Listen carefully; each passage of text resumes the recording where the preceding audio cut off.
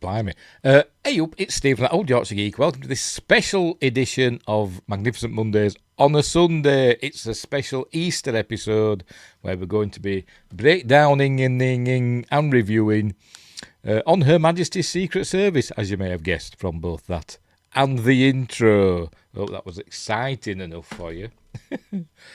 But that's what we're going to do. But before we start, don't forget to like and subscribe, share the videos, drop a comment, hit the notification bell if you're subscribed already. We're live on YouTube. Let me double check. Yes, we are. And we're live on Rumble as well. Yes, we are live there as well as. Right, it's both description for links for stuff like merch and me books. There they are. Amazon Kindle and paperback. Give them a whirl. They won't go back. There we go. What else? Well, there's links for me, websites, and my other channels, and stuff like that. And become a member, and you get early access videos and exclusive videos and stuff like that. And I still haven't got around to doing the video I was supposed to be doing for the last week. But anyway, never mind. Right, so, yes, we'll get on with it, shall we? So, on Her Majesty's Secret Service, which is the sixth, I think it's the sixth, yes, the sixth James Bond film. So let me double check. Yes. And the first one without Sean Connery, unless you include Casino Royale, the original one from 1967, which nobody does. But yes, this is the first and only film in which George Lazenby plays James Bond 007, and he does pretty well. It's famously recounted how he basically blagged his way into the role, didn't he?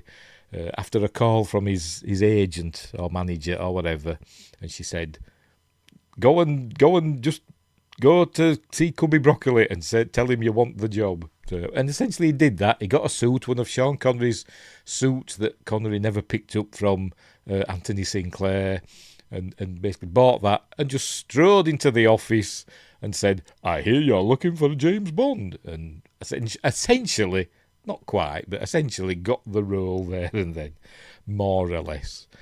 But there's more to it than that. But it would be the only time he played it, because he was a bit of a blithering idiot, to be completely honest, and took the advice of his manager or agent, which I think were a different person to the one that told him to go for the role, and decided not to do it anymore. But anyway, and there's differing versions. Some say he quit, others say he was not fired, but let go. But anyway.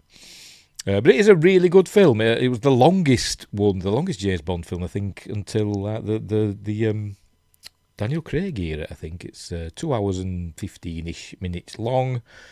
But it's pretty good. Let me tell you all about it. Directed by Peter Hunt, who was an editor before that. He edited the previous Bond films and stuff.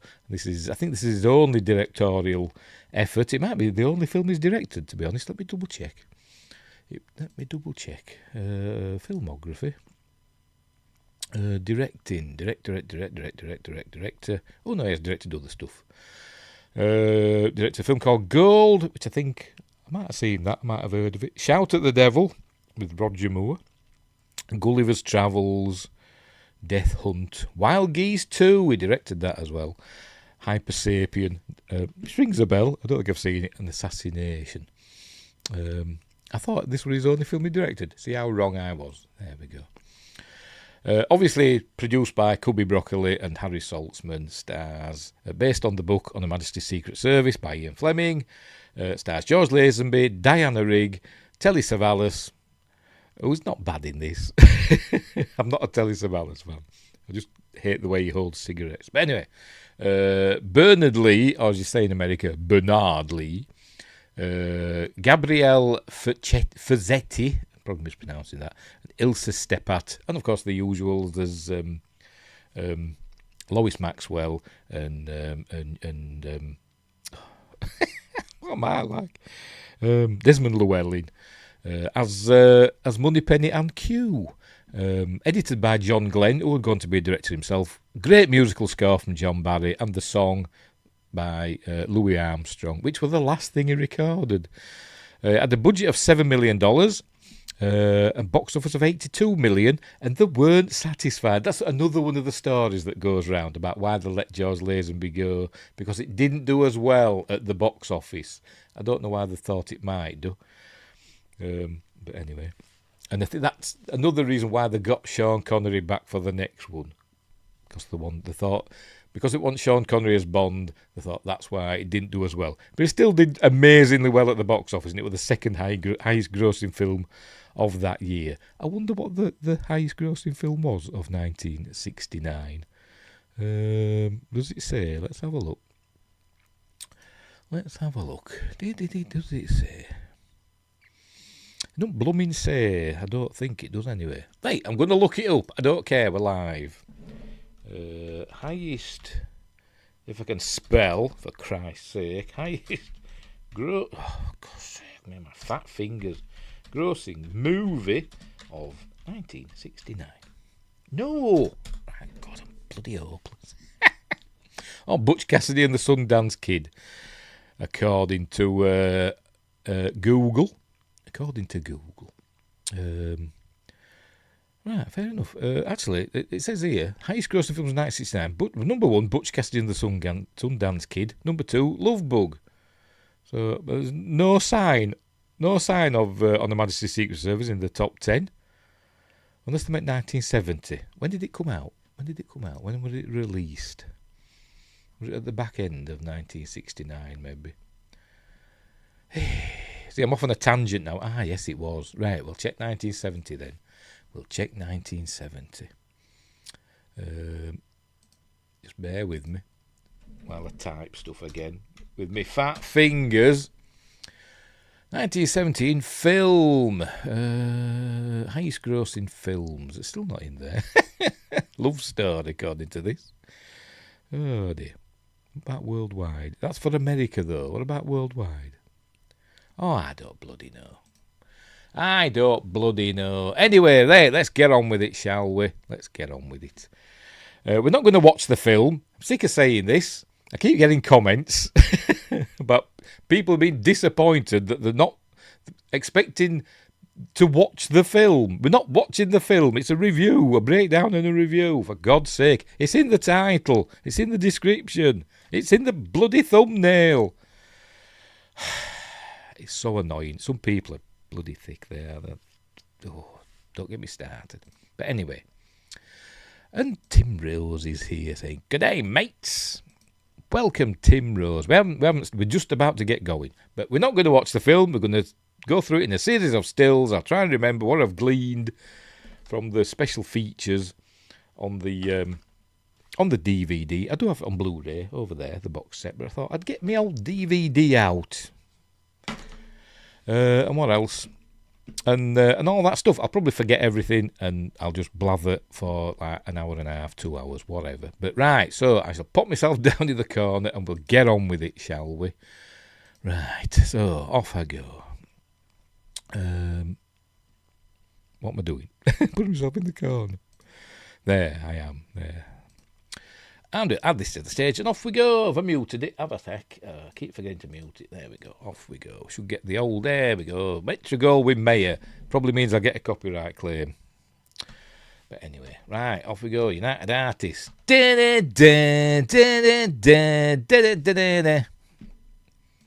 And Justin's here saying, "Happy Easter to everyone." Yes, happy Easter, everybody. Hope you didn't eat too many eggs.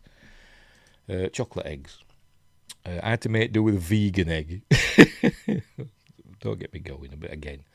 Anyway, right, so here comes George Lazenby in his one and only stint in the gun barrel with a hat on, and the only time, oh Pete's sake, that James Bond shoots and goes down on one knee. Apparently they didn't like it when he did that, and they made him do it again, stood up, but for some reason they went with the one knee approach. But it's the only one that's done it, which is fine. I think it's fine. I think it's the only time as well that Bond is erased by the blood that goes down. I don't think that happened again either, but I could be wrong. Right, off we go. Right, so cameo time. We open up on Universal Exports London Limited, which was the cover for essentially MI6. I don't think it was called MI6 until I don't know, much later. I think it was MI7 or something, wasn't it? In one of the, maybe Dr. No or Russia with Love. It was called something else, wasn't it? But it was, the British Secret Service for many of the films. And it wasn't at that big building on the embankment. It was in an office disguised as Universal Exports. But anyway, that's by the by. In the shadow of Big Ben, look. Sorry. The Queen Elizabeth Tower. Used to be St. Stephen's Tower. Not anymore. Tell you, I can't have anything, can I?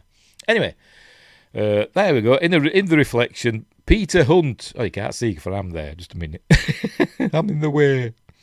Just bear with me. Hopefully you can still hear me. Hopefully, there he is. That's Peter Hunt, the director, doing a Hitchcock-style cameo as he walks past. There he goes. He walks past the camera. Right, I'm back again. Hopefully you can still hear me. I bloody hope so. Because you know what? Yeah, I think you can. Right, off we go. So, Q, Desmond Llewellyn, is waffling on about how they need new equipment in the field. For instance, radioactive lint, which they can use to track people with. And M suggests that they need to track down 007 because he's gone missing, apparently. In a thing called Operation Bedlam.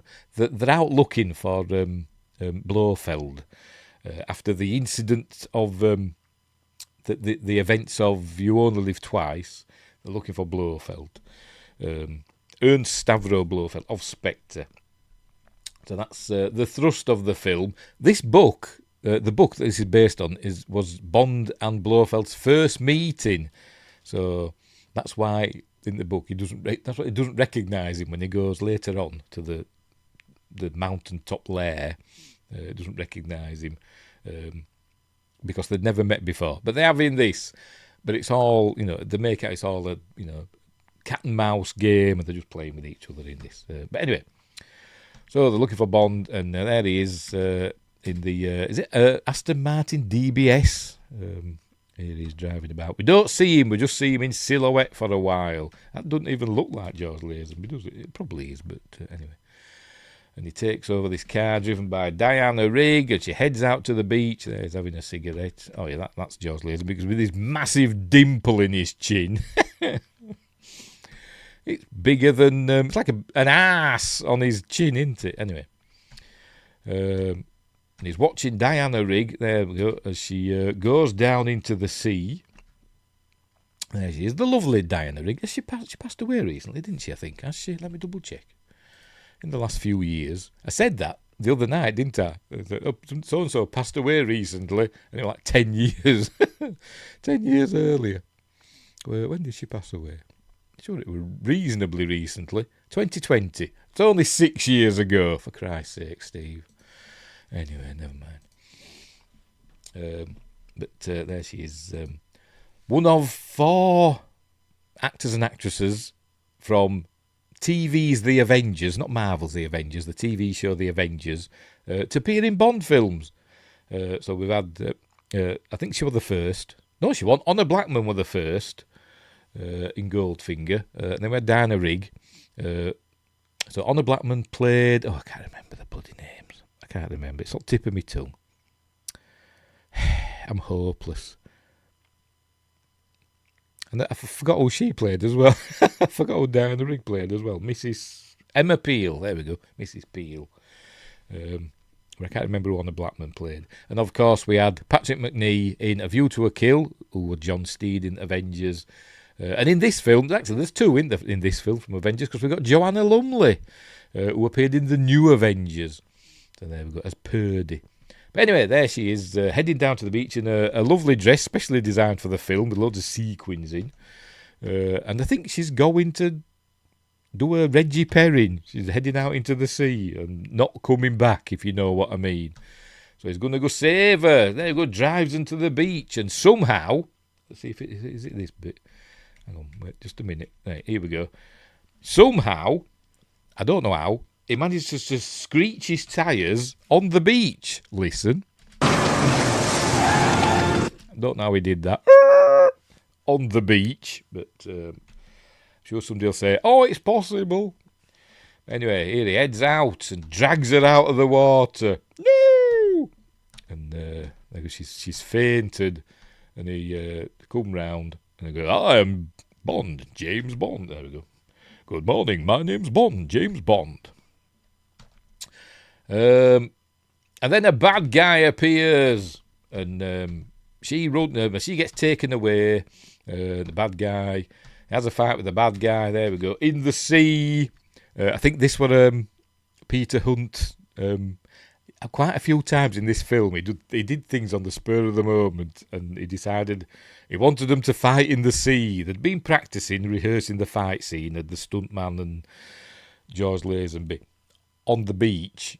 And he said, no, get in the sea and fight. It'll look cool. And he said, but the water's cold. Get on with it. And all through filming, George Lazenby was famous for saying, well, the other fella never had to do this. So that's why it's in this bit at the beginning. Anyway, she fights him. She gets away from the other fella, the other bad guy. And there we go, fights another chap. And she steals his car. There's not Emma Peel. She's called Tracy. She steals his car just to go to her other car, her own car. And she drives away. And this is when he utters the famous line, breaks the fourth wall. In a minute. This never happened to the other fella. And he looks straight at camera. Hey. And then we get the title sequence. Only the second, I think, well, only one of two, the second of two James Bond. Actually, no, it's three, isn't it? the only three James Bond films that didn't have a song over the opening credits. Obviously, the first was Dr. No, because that just had the James Bond theme. And the second, From Russia with Love, which did have a song, but for some reason they didn't have it over the opening titles. You know, the great Matt Monro song, From Russia with Love. They just had the instrumental version for some reason. And this one, which just has John Barry, James Bond theme or whatever it's called. The song associated with this film, of course, is All That We Have All the Time in the World by Louis Armstrong. But anyway, the great title sequence again from Maurice Binder. Lots of naked ladies, which apparently got the title sequence, well, part of the title sequence banned in South Africa. Well, not banned, but removed. But anyway. Right, so anyway, we'll get through this. Right, so great ski sequences in this film with Willie Bogner as the main guy, Olympic skier. Oh, right, and over the title sequences we see in previous, they did it in, was it Goldfinger or was it, yeah, I think it was Goldfinger, by Brown John. I forgot his bloody name now. The fellow it wasn't Maurice Binder that did the Goldfinger opening titles, it was somebody Brown John, I forgot his name. Where they show what previous films, previously in the James Bond films. Probably to let us know that it's somebody else playing James Bond. But anyway. And there's what's the face from there we go. You Only Live Twice. Who got poisoned? And there's Kissy. Who didn't get poisoned? But anyway, right. So here we go. Peter Hunt, directed by Peter Hunt.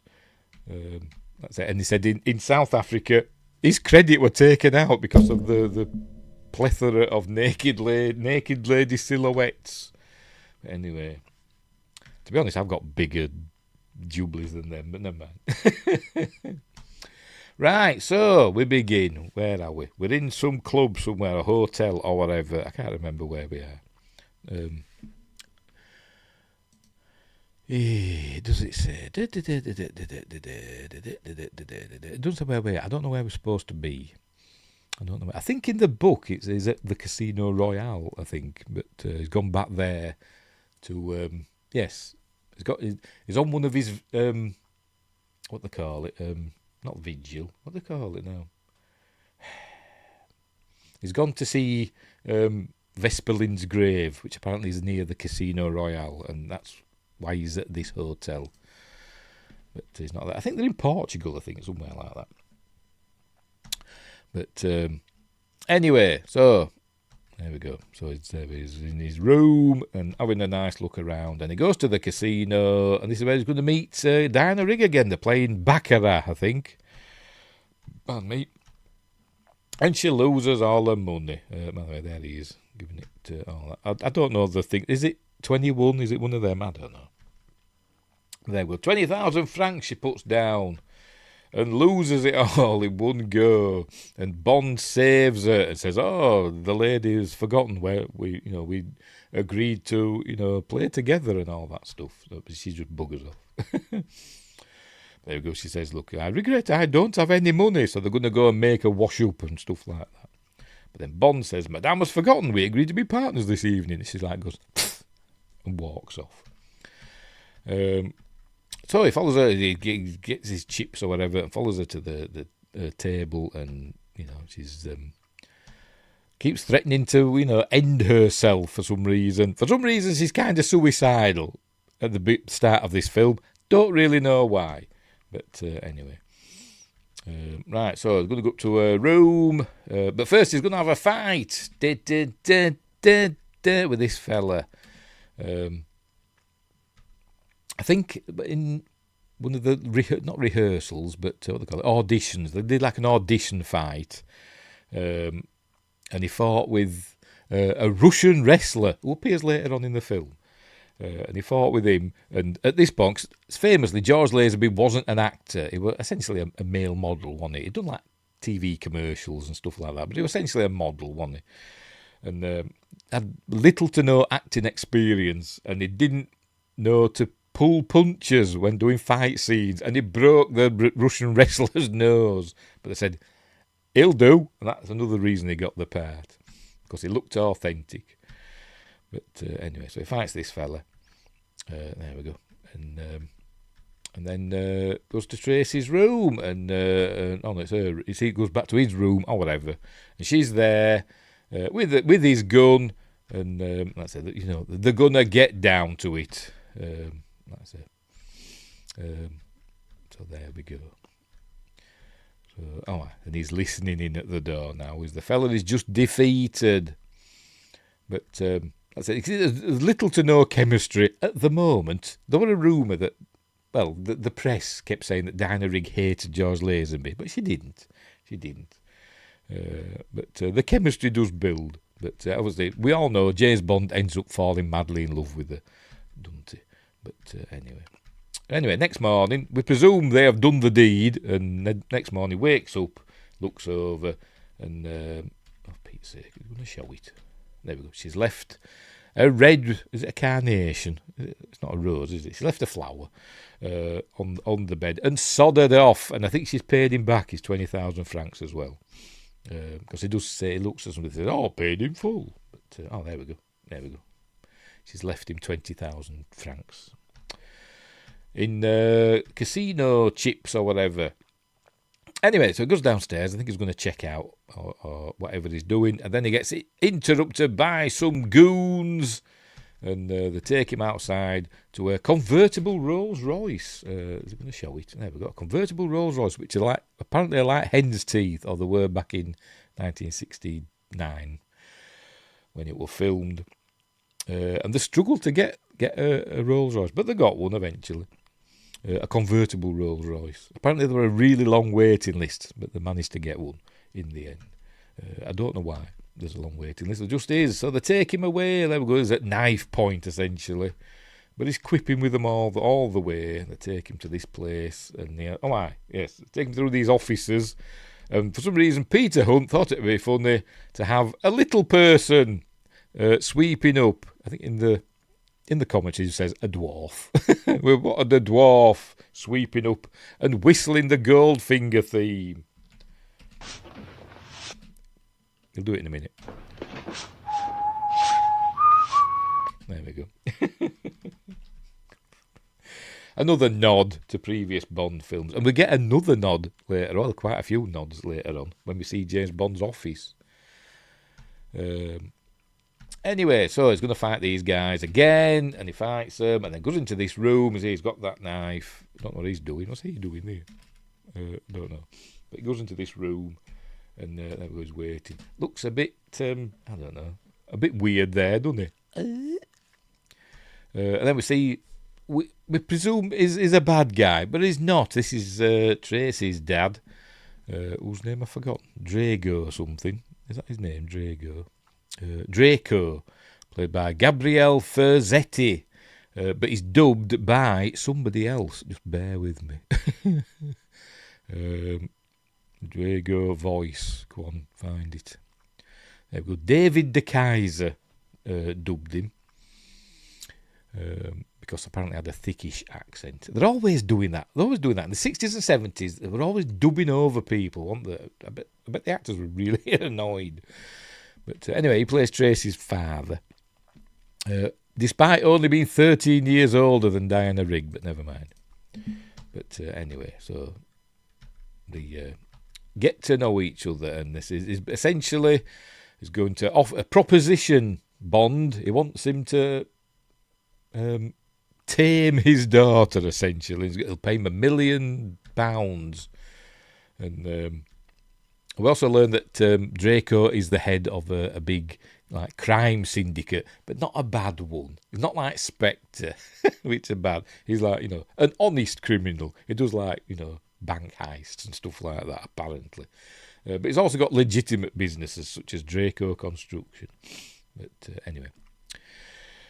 But he wants James Bond because he's learned what's happened. Remember the fellow we're listening to the door earlier on? He's learned that James Bond and Tracy have coupled, and now he wants him to continue coupling with his daughter to calm her down because she's gone a bit off the rails, as we've seen. But and he says he'll pay him £1 million. He goes, I don't need it. I'm doing an impression of Roger Moore for some reason. He goes, I don't need £1 million. But so he must be rich, James Bond. I don't know, but anyway. So, and on there we go. I think that picture there is supposed to be Tracy's mother, but it's actually Diana Rigg's mother. There we go. But anyway, I think it kind of turns him down, actually. He says, no, she needs a psychiatrist, not me. I've got things to do. They go, I've got a personal dowry of £1 million. And he says, in gold. That's quite an inducement. But I don't need £1 million. Who doesn't need £1 million? Send it my way. I'll find something to do with it. And there we go, he's asking him, saying, but you have contacts. I want to know where Ernst Stavro Blofeld is. He goes, what are you asking me that for? I don't care. And he's saying, I wouldn't help you anyway. Honour amongst thieves and all that nonsense. But anyway, he says, well, whatever. Next week's my birthday. Tracy will be coming to see me and I invite you to the party, blah, blah, blah. And he heads back to London, back to Universal Exports and the office with Moneypenny in. And he comes in and chucks his hat on the hat stand. I wonder if he did it first time. I wonder how many takes it did for him to throw it on. But anyway. So, the usual banter between them. But then he heads into the office and he's... we learn that he's been relieved from Operation Bedlam. And he says, "Oh no, but I'm getting there." And he says, "No, the minister or whatever, the prime minister, number 10, I think he says, number 10, is concerned that we're not getting anywhere, so we're going to hand it over to somebody else. You're off the case, essentially." So he goes out in a huff, and then he says to Moneypenny, "Take a letter, Miss Moneypenny. I offer my resignation immediately." And she's like, "Ooh," that's why she looks like that. And then he goes into his office. So it's the first time. Who knew that James Bond had an office? But here it is. He's got an office. Room 17. There we go. I think it'd be room 007, wouldn't you? But it's room 17. I don't know if that's in the book, that it's room 17 at Universal Exports. I don't know. But anyway, so he starts clearing out his desk, essentially. There we go. He's checking out his drawers, and we see things from previous films. There's Honey Riders. I don't know why he's got this stuff. Mementos, I'm guessing. Honey Rider's dagger. And it also plays little musical stings from each of the films, from Dr. No.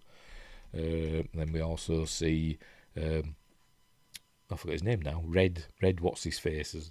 Robert Shaw's strangling watch with the wire. That's why I'm doing that. The wire from Russia with Love. And it also plays, the music from that as well. And does it with the other stuff as well. And what else does it get out? There's something else as well. I don't know what. Where is it? There's something else. Something else in there. Where is it? There's the watch. And, there we go. The rebreather from Thunderball. There it is. The rebreather from Thunderball. And then he finds a flask and he drinks a toast to Her Majesty the Queen. Because it's not Her Majesty's Secret Service anymore now, though, is it? It's His Majesty's. I keep forgetting we've got a king. But so here he is. But he ain't got that attache case with all the blue and gold in it. The gold sovereigns. But anyway. So he's clearing out his desk. Anyway, goes back in to see M, and M says, what does he say? I forgot the request granted. That's what he says. There we go. Request granted. Hands him the letter back.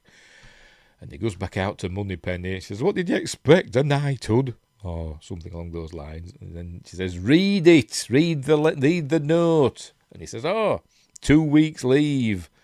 What would I do without you, Moneypenny? He says, you didn't really want to resign. But anyway. So he's going to go now on his own time to do the mission, because he's on holiday now. But obviously won't have all the backup of MI6, essentially, will he now? But that's why there's no gadget. Well, there's one gadget in this film. So he doesn't have all that stuff that he usually has to have. Anyway, there we go. So he heads out, and then we hear from, because he says, what would I do without you, Moneypenny? And then over the intercom, we hear M saying, what would I do without you, Moneypenny? Which I didn't agree with that. I don't think M would have said that, Bernard Lee. But anyway. Because I think M would have let him go. I honestly think. Anyway, right, so we're headed back to Portugal. I don't know if it's supposed to be Portugal in the film, but that's where it was filmed. Somewhere. I will tell you where. Just bear with me. If it comes on, Draco's home is Herdade do Zambujal. I'm probably mispronouncing that, but yes, it's in Portugal. But I don't know if it is in Portugal. Does it say in the... yes, it is in Portugal. Yes, Bond heads for Draco's birthday party in Portugal. Right, so she's heading there. Is Tracy to her dad's place, where they're watching some bullfighting, Portuguese bullfighting. Apparently, Portuguese bullfighting. I didn't know this. They don't hurt the bull. They just mess about with it. They don't in Spanish bullfighting. They're bloody stabbing the thing. They kill the bull essentially. They stab the thing.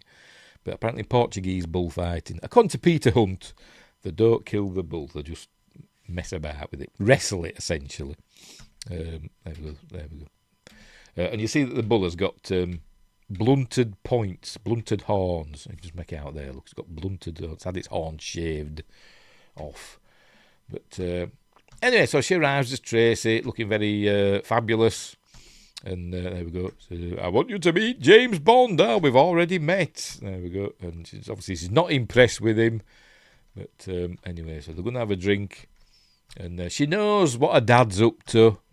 That he wants to marry her off to Bond, and she's not interested.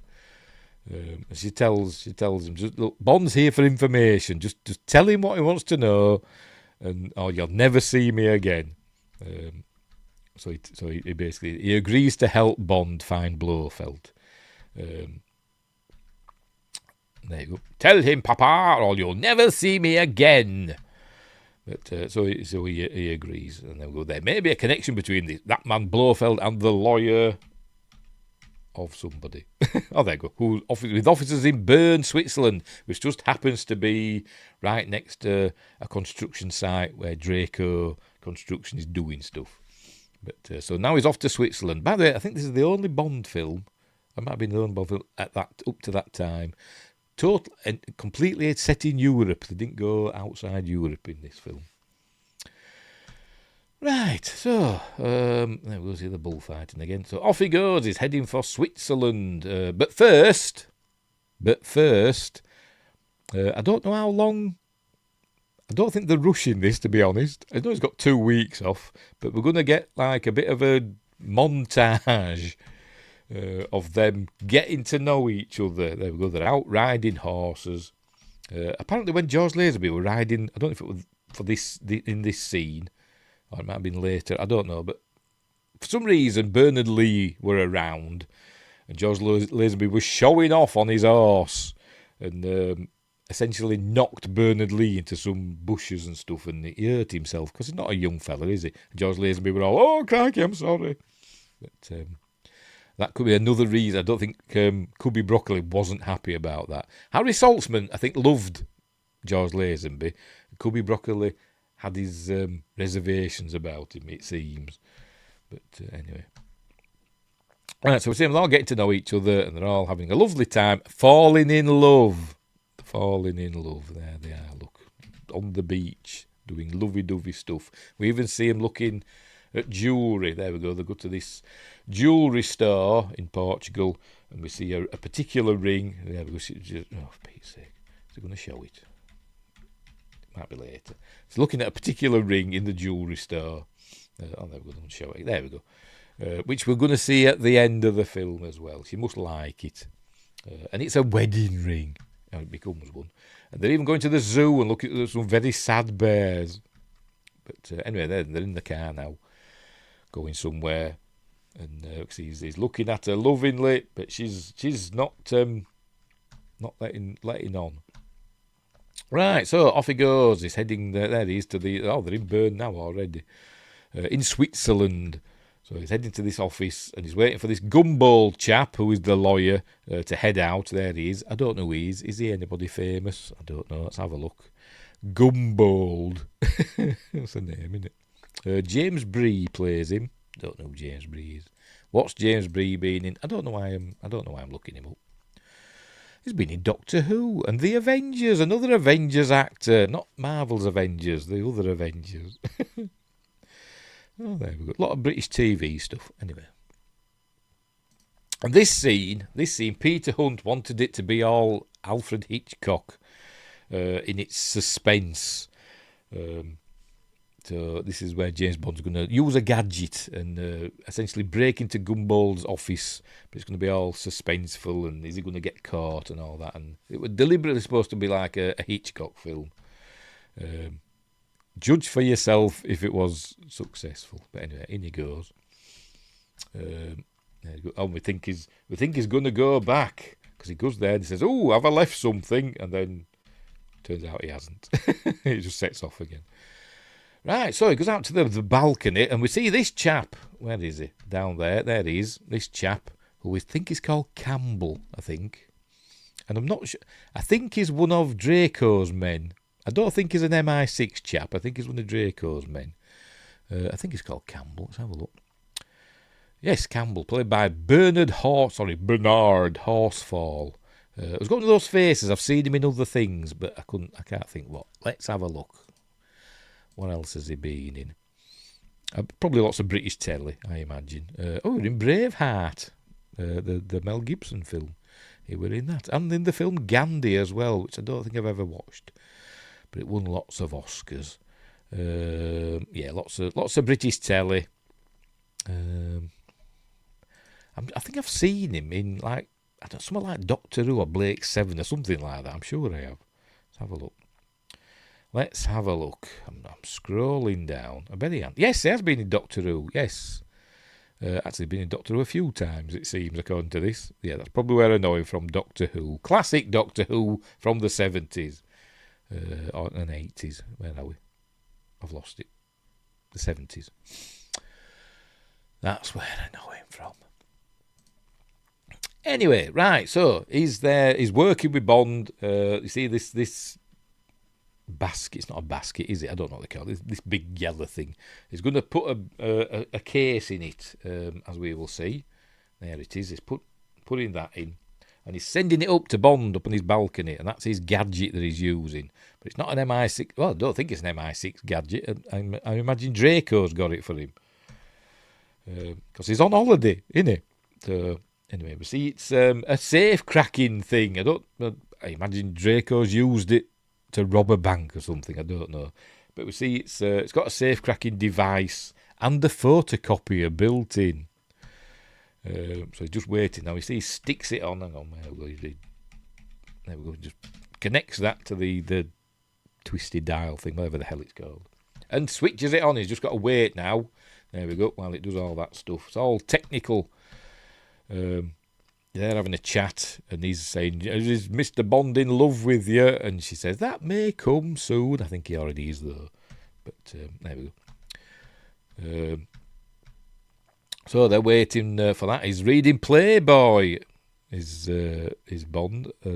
Apparently, On Her Majesty's Secret Service was the first Bond novel to get serialised in Playboy in 1963. So there you go. I don't know if it's that one that he's reading. I don't know. But right, he gets in the safe and he gets some letters out. There we go. We get some letters out and he finds the ones he wants to photocopy and sticks it in the photocopier, or is it a Xerox machine or whatever? And there we go. We see it's from Gumbold, from Sir Hilary Bray. Oh right. I didn't notice this before, so it shouldn't say that really. So let's go forward a frame at a time. Just bear with me, see if I can see. Let's go back a frame at a time. Oh, no, hang on. I think I'm going to have to make do with that, aren't we? Per your letter, dated 9th of June, of which, build the receipt, with regard to your client, Ernst Stavro Blofeld. But he's not called that in the film. He's calling himself Blowchomp. So that's interesting. I'm happy to accept his commission and agree to something, blah, blah, blah. But anyway, it turns out Blofeld is wanting proof, or wanting Sir Hilary Bray, who's from the Heraldry Society, something like that, to prove that Blofeld, or Blowchomp as he's going by, is of regal stock. That's what he's trying to prove. But I say, first time I've not heard Stavro Blofeld, so I don't know. I don't think they mentioned that in the film. I don't know if that's a mistake or what. I don't know. Oh, there we go. There are certain documents which I will require to assist me in this search. The first being your client's, it should be an apostrophe there, birth certificate. Also, any papers relating to his parents' origin. Nice little detail, though, isn't it? Having all this in this, having that an actual letter there that makes sense for somebody that might have paused the film in the theatre, because it's not there long enough for you to read it if you're just playing the film. Anyway, so he's got photocopies of those and he heads out now. So mission accomplished. So and also there's an address there of where Blofeld is staying. Hang on, does it say there? There's another letter you see. Hang on, where are we? There we go. Is it? Oh, there we go. Balthazar Count de Blonchomp, Pis Gloria, which is in Austria, I think. So this is where Hilary Bray is being invited to go and see Blowchomp. Not Blofeld. Anyway, whatever. But they've never met. So James Bond is going to pretend to be Blowchomp. Anyway. Right, so with that done, there we go. They're going to do a bit more this, that and the other. Oh, and he heads out to... Is this M's house? It looks like it. M's got a nice house, hasn't he? Is the Admiral in? So I don't know if he's been referred to as the Admiral either before. I forgot his name now. Miles Messiver, something like that is M's name, isn't it? Something like that. Admiral. Because they like to have Admirals as M's. I think... I forgot to put it in. The fellow that succeeded Bernard Lee Brown. What's his first name? I can't remember. I'm blanking. But anyway, I think he was an admiral because he played an admiral. The same actor played an admiral in The Spy Who Loved Me, but I don't know if that was the same character. I don't know, but anyway. So he's gone to see M at his home, I imagine, and so he's got a butler and everything. But obviously that M's into collecting butterflies.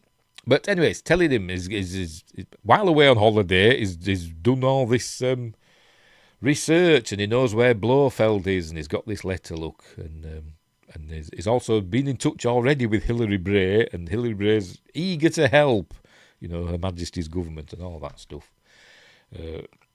So he's going to go see Hilary Bray, Hilary Bray of the I forgot what they call it now. I forgot, College of Arms. There we go. To help with Blofeld's quest to become a royal person, because that's in for him. Anyway, he's gone to see Hilary Bray, who is played by George Baker. If we see him in a minute, there he is on the left.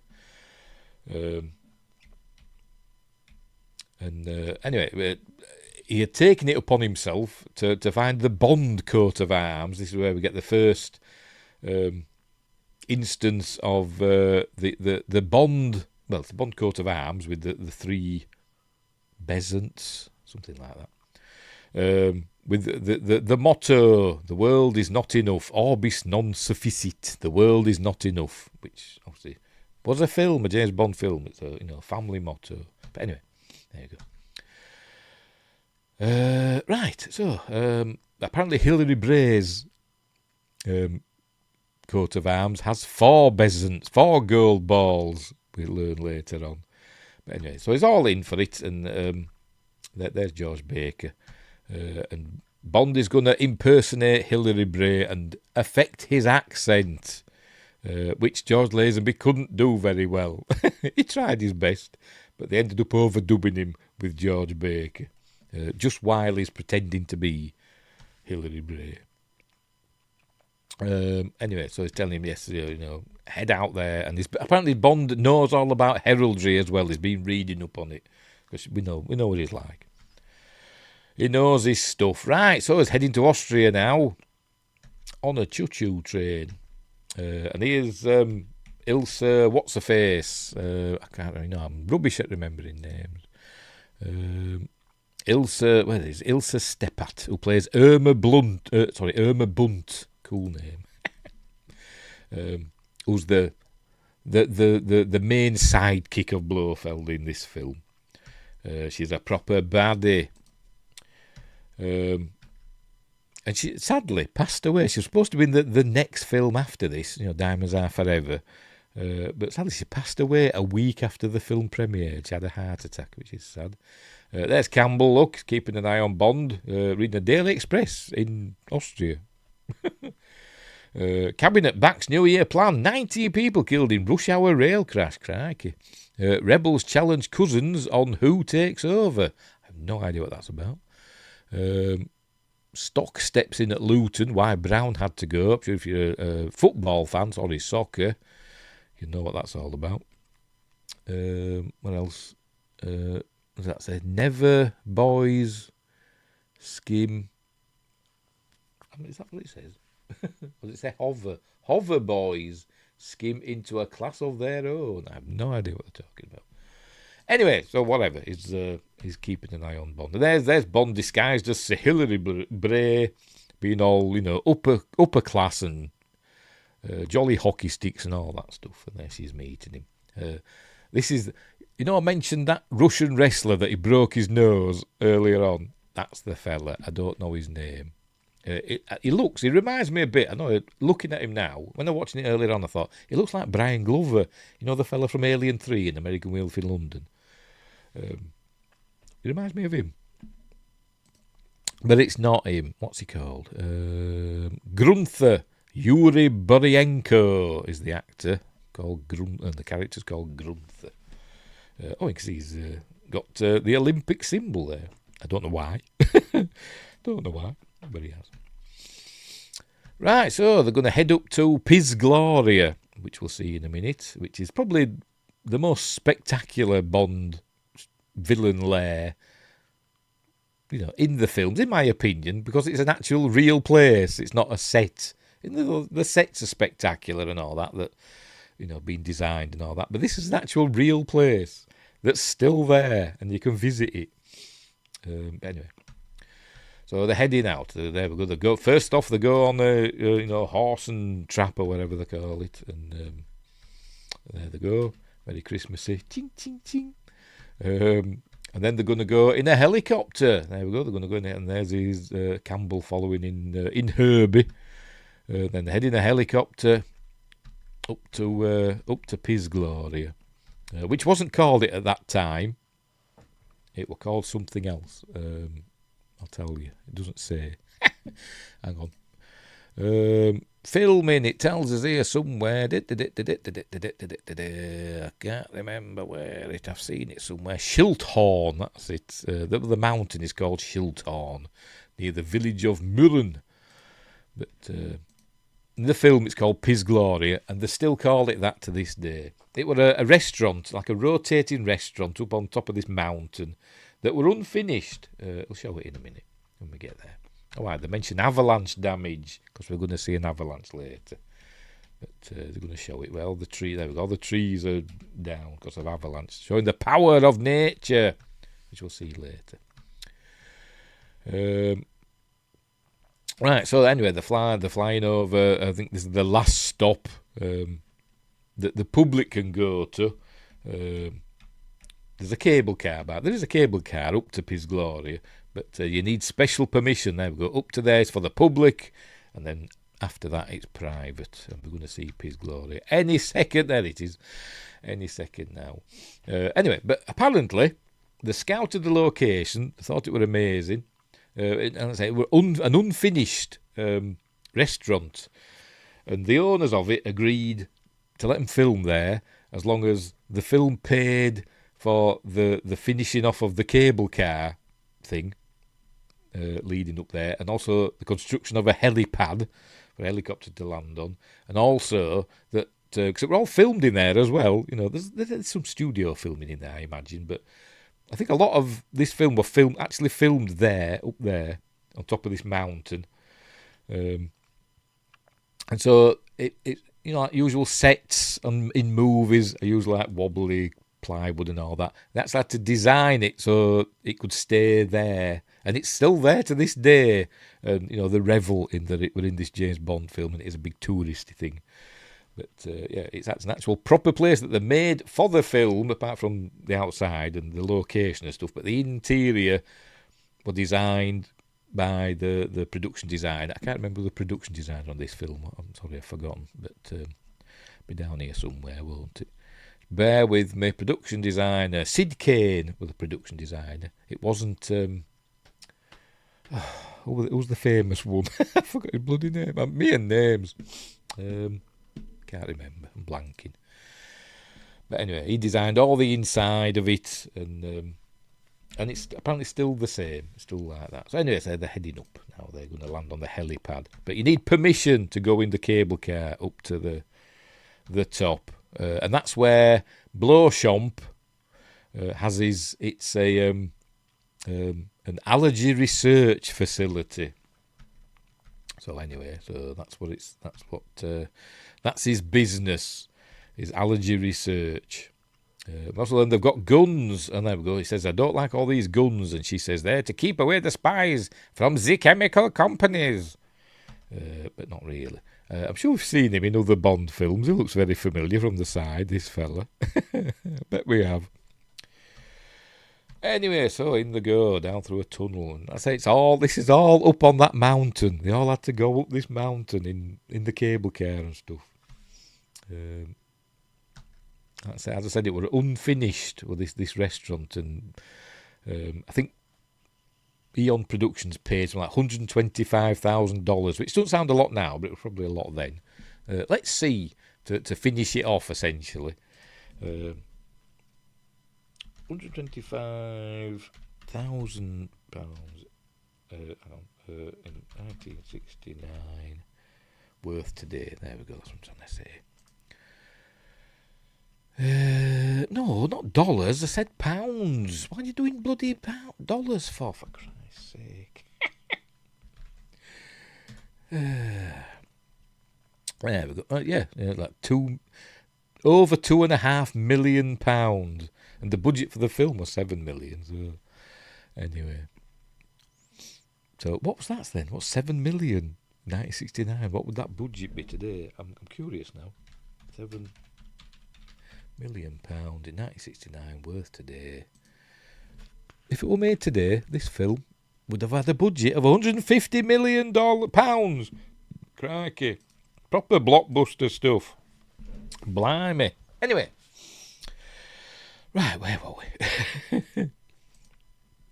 They're going to send him for an examination because he was moaning of air sickness in the helicopter, playing up his role that he's a weak aristocrat and all that stuff. But anyway, so obviously Blofeld's there with his white cat. I think it might be the only time we see the white cat in this film. I'm probably going to be wrong now I've said that, but I don't remember seeing it again. We probably will now I've said that. But they're going to go through his bags and then they send him to his room. Room 4, I think, is in. And she's telling him, you can't get out of your room. You've got to ring the bell, essentially. You've got to press a button and Gunther will come and let you out. It's to stop the other guests, the patients, essentially, from wandering about. But anyway, and he will send, Blowchamp will send for you when he's ready. But anyway. So he has a gander round. I presume he's looking for, eavesdropping devices and stuff like that. There he is. And then he gets a kilt out, because we see, he's got his suitcase, we see he's got a kilt, a little insert, because the next scene he comes out in full regalia with a kilt and a big fluffy thing. And I thought, we'll put something in before that, so it's not as much of a shock. So out he comes, look, with his kilt on. Through the elevator that's got these weird things out, these weird deadly things on the wall, which we'll see later on. And you think, well, that's just an accident waiting to happen, these big deadly spikes stuck in the wall. And Bond looks at them, even though he doesn't use them. But they are used later on in the film to take out a bad guy. Anyway, right, as are these things here. Right, so he goes into the main room, or whatever it is, when we see all the, what they call them, Blofeld's Angels of Death. The film, I think, not the film, the book that had the working title, I think, of Hell's Bells, as in Belles. Because Blofeld's plan, spoilers, is essentially hypnotising these beautiful young women who are there for, like, allergy research. They've all got allergies to stuff like potatoes and chicken or whatever. But he's essentially hypnotising them so that at a certain point they will do his bidding and release a deadly plague. That's what he's wanting to happen. But they think they're there for research. And there's some famous people in here. Like I said, there's Catherine Schell. We may know from Space 1999. She played Mia in Space 1990. Is that right? Mia? That don't sound right. Whatever. Maya. She played Maya, that was it, Maya in Space 1999. In this is credited as Katharina von Schell. Because apparently she's of aristocratic roots. Countess, I think. Contessa Katharina von Schell. But apparently now she runs a bed and breakfast somewhere in Austria or somewhere like that, apparently. I don't know. But there's some others as well. I can't see from here. Is that Julie Eag? There's Julie Eag, who's been in a few Hammer films. Not her. There's Catherine Schell. The lovely Catherine Schell. She's also in one of the Pink Panther films, wasn't she? She's been in other stuff as well. What else we got? I think that's Julie Eag, who's been in Hammer films. There's Jenny Hanley, who's been in a Dracula film, a Hammer Dracula film, but she's most famous in the UK for being one of the presenters of Magpie, a children's magazine programme in the 70s and 80s. I don't know if there's anybody else I know. One of them is called Dinah Sheridan. I don't know which one it is, but one of these is an actress called Dinah Sheridan. Does she have a link so I can see what she looks like? Look at the cast. No, she doesn't even have a bloody Wikipedia link. Danny Sheridan, that's it, not Dinah. Danny Sheridan. And apparently, just let me look up Telly Savalas a minute. Apparently, Telly Savalas fell in love with her on this film, and I think they got married. So let me check. Oh no, it doesn't say. Doesn't say there. And maybe they just had a fling or something like that, or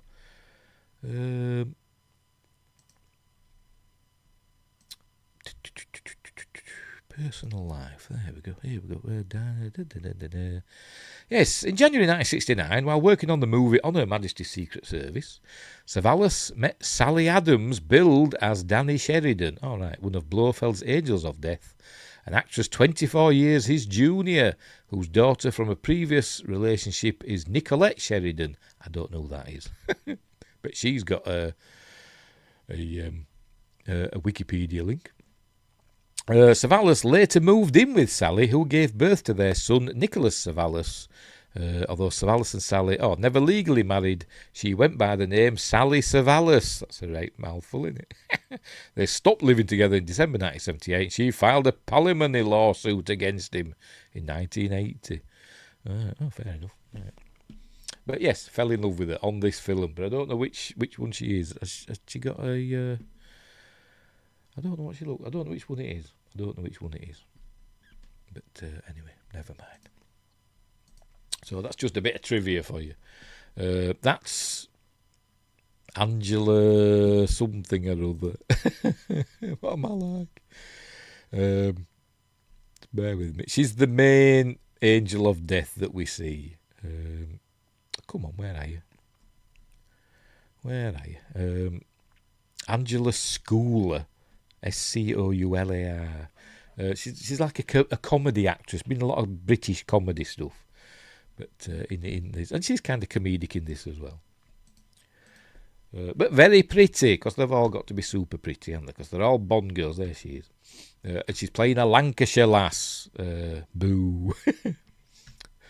Anyway, so here we go. So he's pretending. By the way, he keeps saying, I'm not interested in girls. So I think they're all thinking he's gay. But anyway, they're going to head up for dinner. He's telling them all about genealogy and his posh accent. There we go. His posh, Hilary Bray voice, which is dubbed by George Baker. Is all about ancestors and families. All about ancestors and families. Blah, blah, blah. Anyway, so they're going to head up to the rotating restaurant part. There we go. And as I said, it's actually filmed in the place. The vistas out the window are actually the Amps. I think you can see, I think it's the Eiger somewhere. I don't know, because I don't know what the Eiger looks like. The only mountain I know the shape of is the Matterhorn. I don't think you see that from here, but anyway. So there we go. So we see that Ruby is eating chicken because she was allergic to chicken, and for some reason now is cured of her allergy to chicken. And then she obviously had an allergy to, I don't know, ham, I'm guessing. I think that's Julie Eag. I'm just guessing from the cleavage. Hammer actress. But I really like the way that she's eating this chicken. She takes a great bite out of it. Is it going to show it? I think I might have missed it. Is it this one? Oh, never mind. She takes a right good bite out of it. And kind of looks sexy, I must admit. Might be that. There we go. That's it. Looking lovingly into his... looking lovingly at him. Catherine Von Schell's allergic to spuds, so she's got lots of potato things, etc. That's it. I don't know who these others are. That might be Danny Sheridan, for all I know. I have no idea. They're all supposed to be from different parts of the world. It says somewhere. Hang on, I'll tell you. So Angela Schooler is the British girl from Morecambe Bay. Let's just say Morecambe. I don't know. We've got Anuska Hempel as the Australian girl. That's not her. I think she's blonde. Anuska Hempel. I know her from somewhere. What have I seen? That name rings a bell. What do I know her from? It might be that. She was in Kiss of the Vampire, another Hammer film. What else? Oh, it's that. It's UFO. That's where I know her from. And Space 1999. Yes, she did them. That's where I know her from. I know the name rang a bell. Katharina von Schell, Danny Sheridan, Helena Runny. By the way, got an Australian, a Hungarian girl, an American, an Israeli, a German, an Irish woman, which is Jenny Hanley, Joanna Lumley, an English woman, Julie Eeg is playing the Scandinavian. Got Mona Chong as a Chinese woman, Silvana Henriquez as a Jamaican, and Zahira as an Indian. But I don't know. I presume we'll look at some of the women. There we go. I presume that's Mona. What's the face? The Chinese girl. Oh, she's the Indian, obviously. I think that's Anushka Hempel. I think who's from.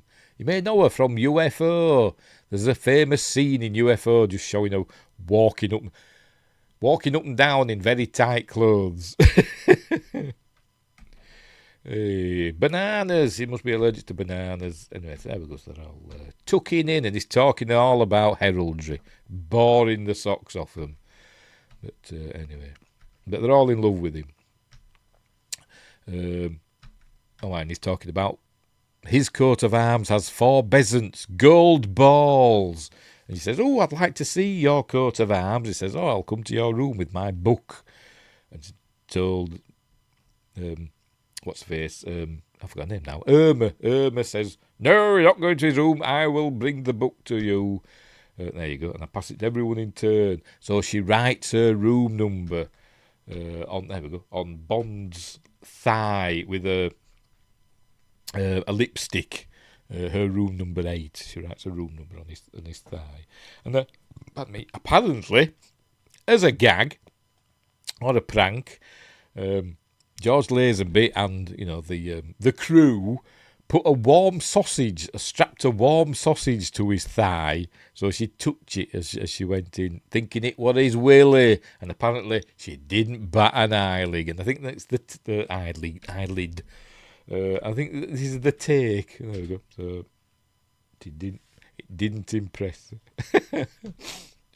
But anyway, so she writes it in there. Then right, so there we go. So off he goes. He's going off now to see what's his face, Blowchamp. And there we go. And Joanna Lumley says, "Of course, I know what he's allergic to, as in girls, because they think he's gay." Turns out he's not, because he's James Bond. And if he could, he'd work his way through all of them. But he don't get a chance. Although, I don't know. It's implied he has at least 3 of them. But anyway. Spoilers. Ruby, Catherine Schell, and the Chinese girl. Right, so anyway, he's off in the elevator down to some. I'm guessing this is a set. I don't think this is at Piz Glory. This is obviously a set in it, because it looks very, set-ish, doesn't it? Inside the mountain, I'm guessing it's supposed to be, which is why it's all icy. But this is the lab where he's supposedly doing his allergy research, but he's really, making deadly viruses. A bit like the lab in Moonraker, I'm guessing. It's similar to that, isn't it? But anyway, so here he is. And he comes out, and they don't recognise each other, apparently, even though they met each other in the previous film. "Goodbye, Mr. Bond." But he looked like Donald Pleasance, didn't he, in the previous film? And James Bond looked like Sean Connery. So remember they both had. They actually were going to do that. They were going to suggest that James Bond had plastic surgery so that his enemies wouldn't recognise him. They thought, nah, we'll just not mention it. That he's a different actor. Anyway, right, so one of the things that apparently shows that he's a Blowchamp is that he has no earlobes. So they had to pin back or stick back or whatever Telly Savalas's earlobes. But that's one of the characteristics of a Blowchamp. They have no earlobes because, obviously, famously European aristocracy are all inbred. They all have, weird things going on with them. Anyway, there we go. To begin with, I was born without earlobes, but we learn later that he cut off his earlobes, did Blofeld, to try and pass as a Blowchamp. But anyway. So they're talking away, they're not really. I mean, he's dressed like bloody Blofeld, isn't he? But never mind. He was talking about, you need to see all documents and stuff like that, and he actually makes a mistake here, does Bond. He says, and I think you'll have to make a trip with me to Augsburg, because the real Hilary Bray, it's a hard word to say, name, I told him that the Bloshoms were based in Augsburg, which I presume is in Austria somewhere. And he makes a mistake, this Bond, and he talks about going to Augsburg and visiting the Bloshomp tombs. And apparently there's no Bloshomp tombs there. So that's a mistake. That's the thing that gives him a clue that he's not the real Hilary Bray. Anyway, so that's a little tete-a-tete, not letting on that they know who each other are, but I think they do. I think they know it, but they're not spilling the beans just yet. Anyway, right, so there we go.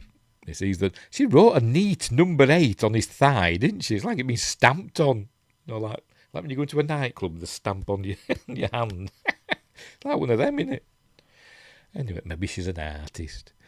But anyway, right, so he's got to find a way to get out of his room. So as we see, he's there he's actually doing his research, it seems. He's got all his books and stuff there.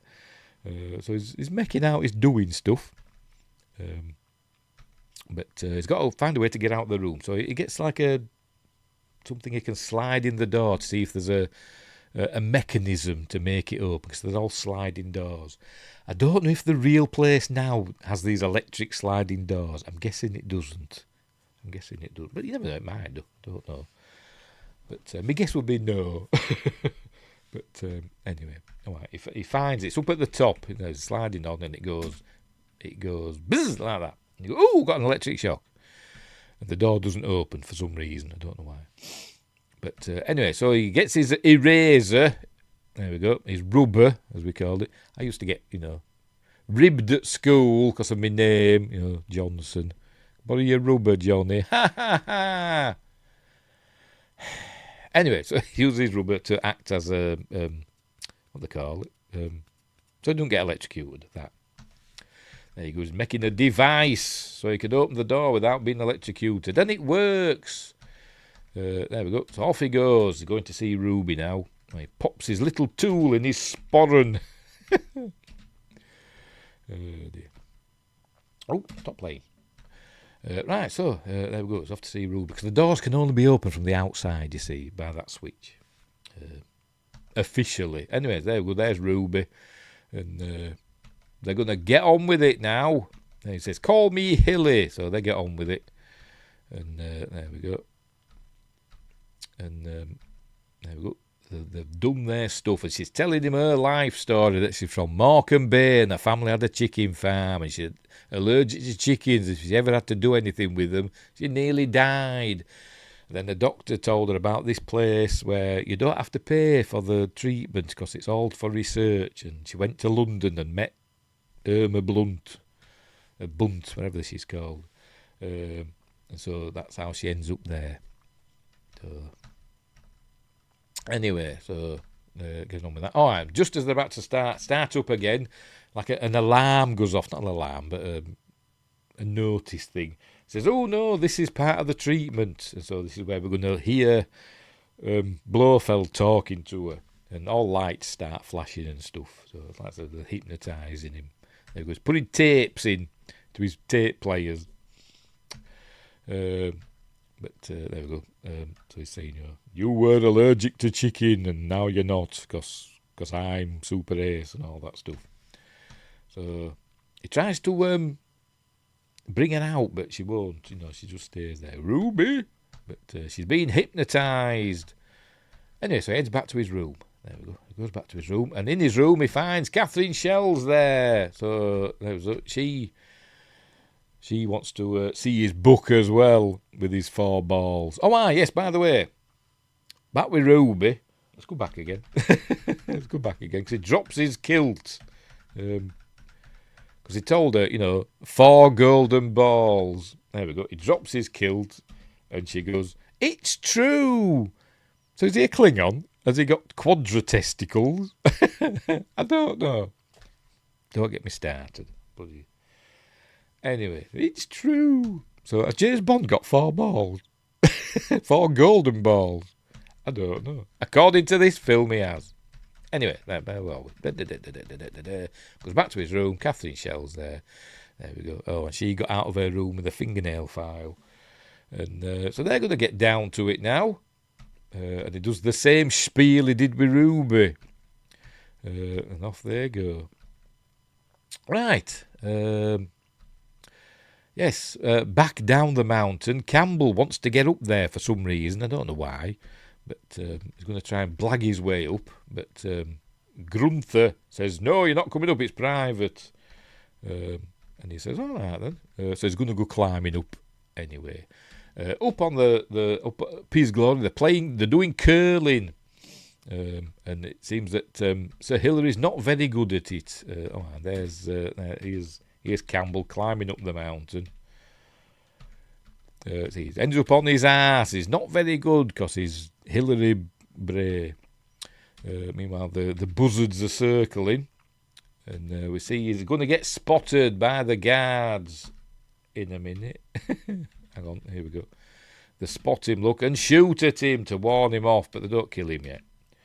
They just capture him.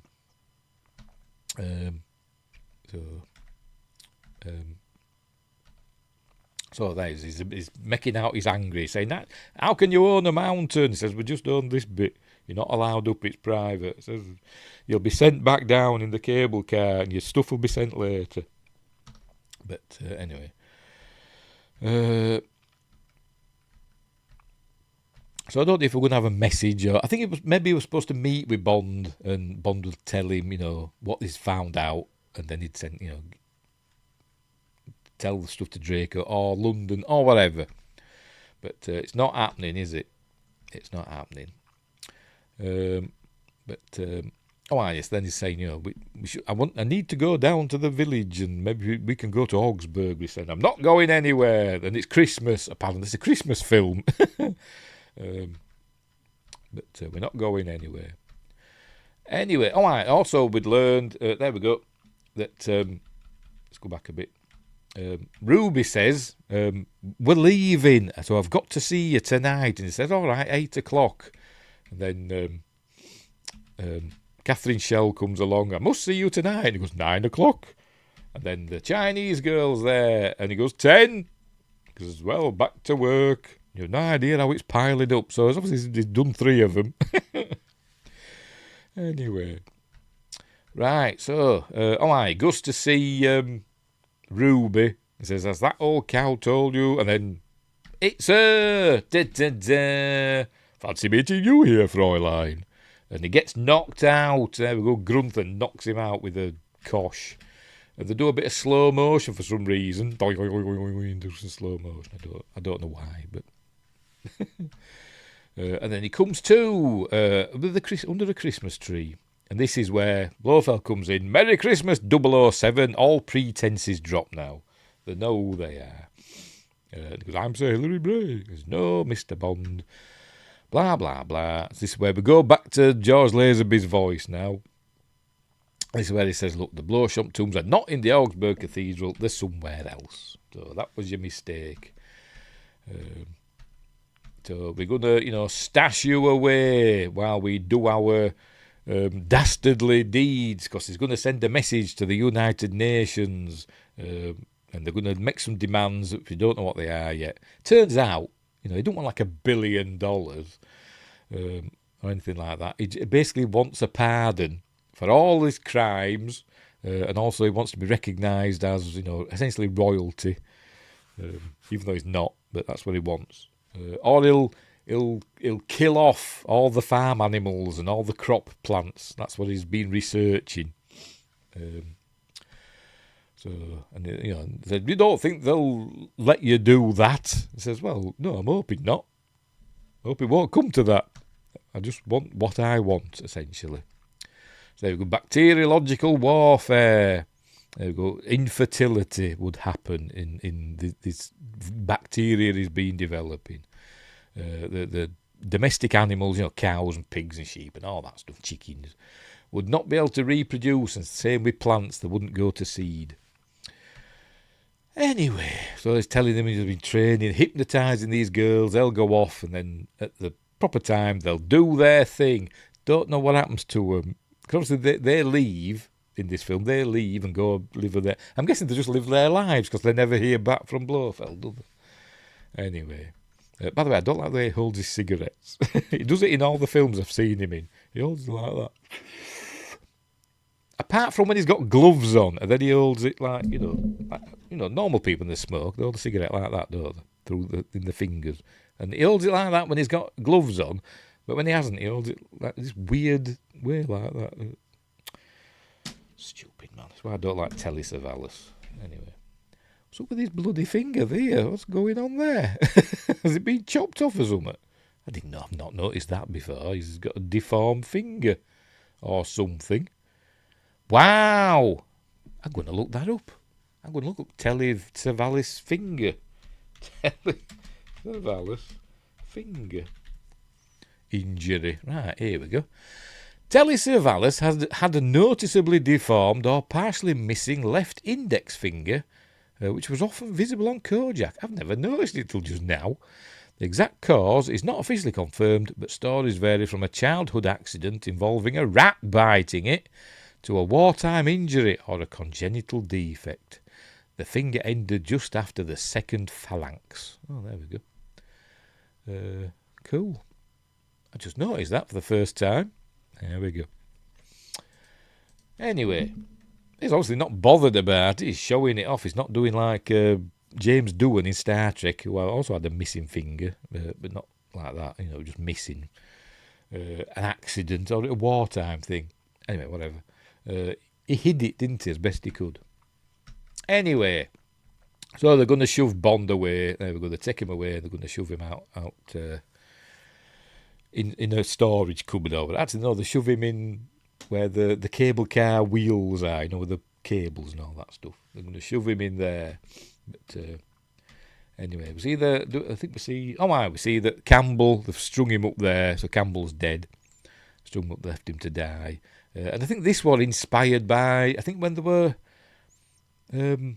doing something, I don't know if they were scouting the mountain or something like that, or they were doing something, because there's lots of mountain scenes in this, with skiing and all that stuff. When they were scouting the locations, I think they found a dead body, maybe similar to this, of a mountaineer who'd had an accident on his ascent, and they found his body frozen. And I think this might be inspired by that. But anyway, so poor Campbell.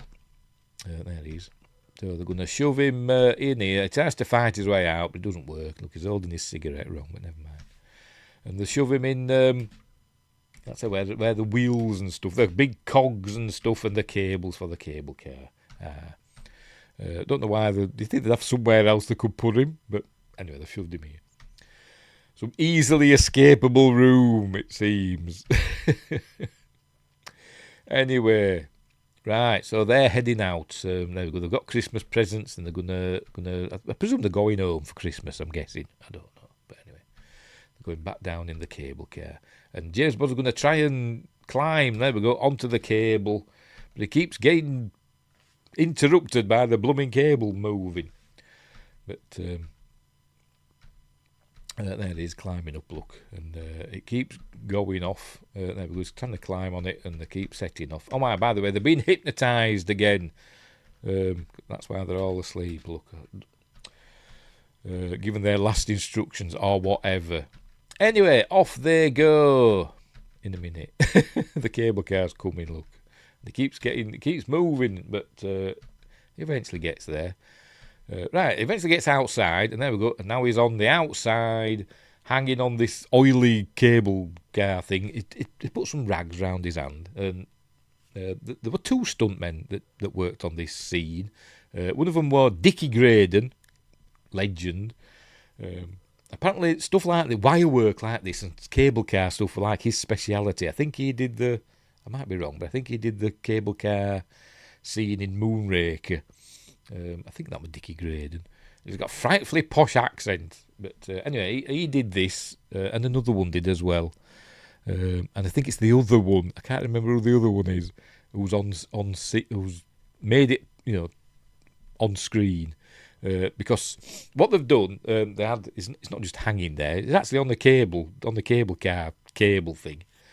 And they had like metal hooks under his that went down his sleeve to his belt or whatever, you know what I mean, to his harness. That's the word. Went down his sleeves to his harness, so he couldn't fall off. And he started going down the cable. Did Richard Graydon. But it were all icy. Like I said, it's all snowing and stuff, and it were all icy. And he started sliding down towards the village, towards Murren. And he said, if one of the other stuntmen hadn't stopped me, I'd have still been going today, and all that. But yeah, so I think they've got another one in to do those bits. But anyway, whatever. So there he goes. He doesn't get very far because as he's going, the cable car starts coming back, and we get like a bit of a false or a fake scare, because here it comes. We think, oh no, he's going to get got, and he falls. Any minute now, here he goes, falls that far. Not going to fall to his doom. But no, he just falls and grabs hold there. Somehow, I don't know how that happened. I think maybe because it was moving and he grabbed on. And he just ends up back where he began, essentially. But he just climbs up to the top and gets up into Piz Gloria. So he's no longer trapped in that room, basically. There's the deadly spikes, which we'll see later. Sees them. I thought they'd gone already, but they're going to go soon. He's telling them what to do.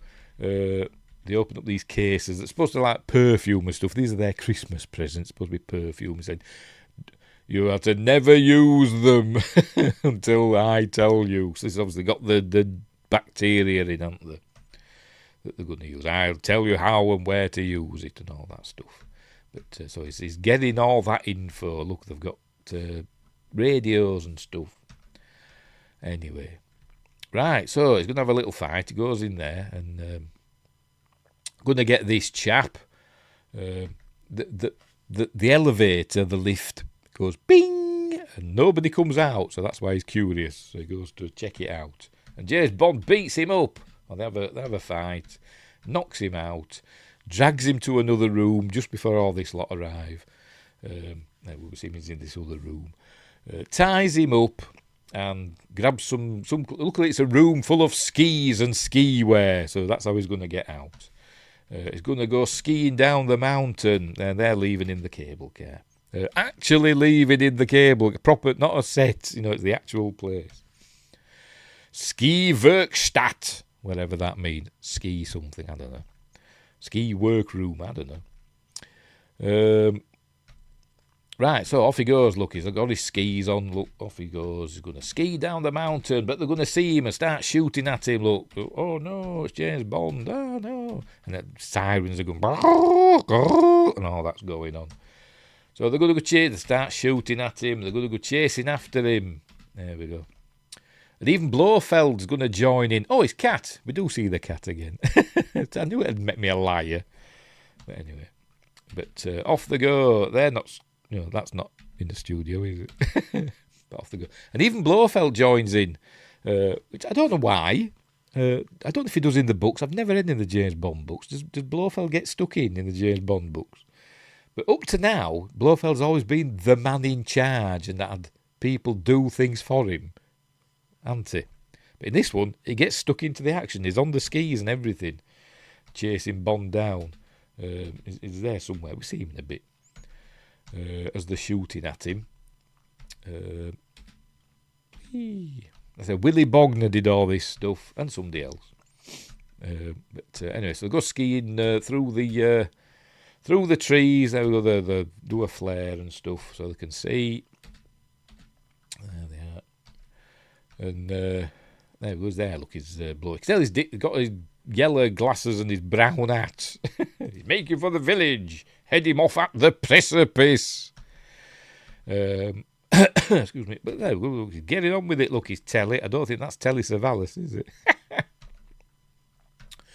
Anyway, so, James Bond breaks one of his skis. I think they shot his ski or something. And so he carries on one ski because he's amazing, look.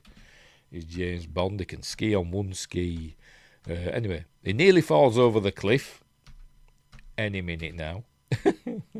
Here he comes. I think he's nearly there. There we go. 'Cause this was super dangerous. This is Vic Armstrong, by the way, who would become like a stunt supervisor for later James Bond films. But this I think was Vic Armstrong's first James Bond film. He said, I was a young stunt man, and then I got this phone call, and they said, "Can you be in such as Austria or whatever, by the weekend? We've got a job for you." So I said, "Yeah, fair enough. I'm on my way." Justin says, "I always like this one, but wish Connery stayed and was in it." I think they think that as well. But Charles Lazenby does a good job. It's just a shame it didn't work out. Like I said, there's lots of stories, isn't there, about who said what to who. But the upshot is he just did the one. Anyway, there he goes. And yes, this is excuse me. This is Vic Armstrong. He said this was super dangerous because they were as safe as they could be. But if anything went wrong, he'd go over the edge. He would go over the edge. But luckily he didn't. You can see the cable there. Look, see the cable there. Can you? Oh, you can't. Behind me, there's a cable. Hang on. There it is. You can see the cable holding him on there. So there's two. But I'm back again. Just make sure the microphone's still working. Yes, it is. I hope it is anyway. Yes, if I didn't think it'd have gone down. Anyway, so he's going to have a fight with one of the chaps, and there we go, that chap is going to go down. Oh, there he goes. He's going down. He's just resigned to his fate, and he's just going down, arms by his side. I'm dead. I'd be flapping him and everything. And it shows him all the way down. You know what? It might be all right. It's a very, Wile E. Coyote, isn't it?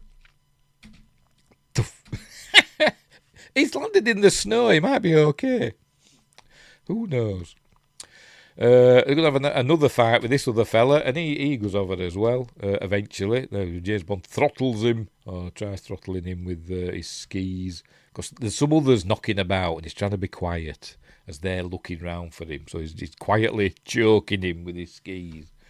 Anyway, they buggered off. It's Blofeld, look.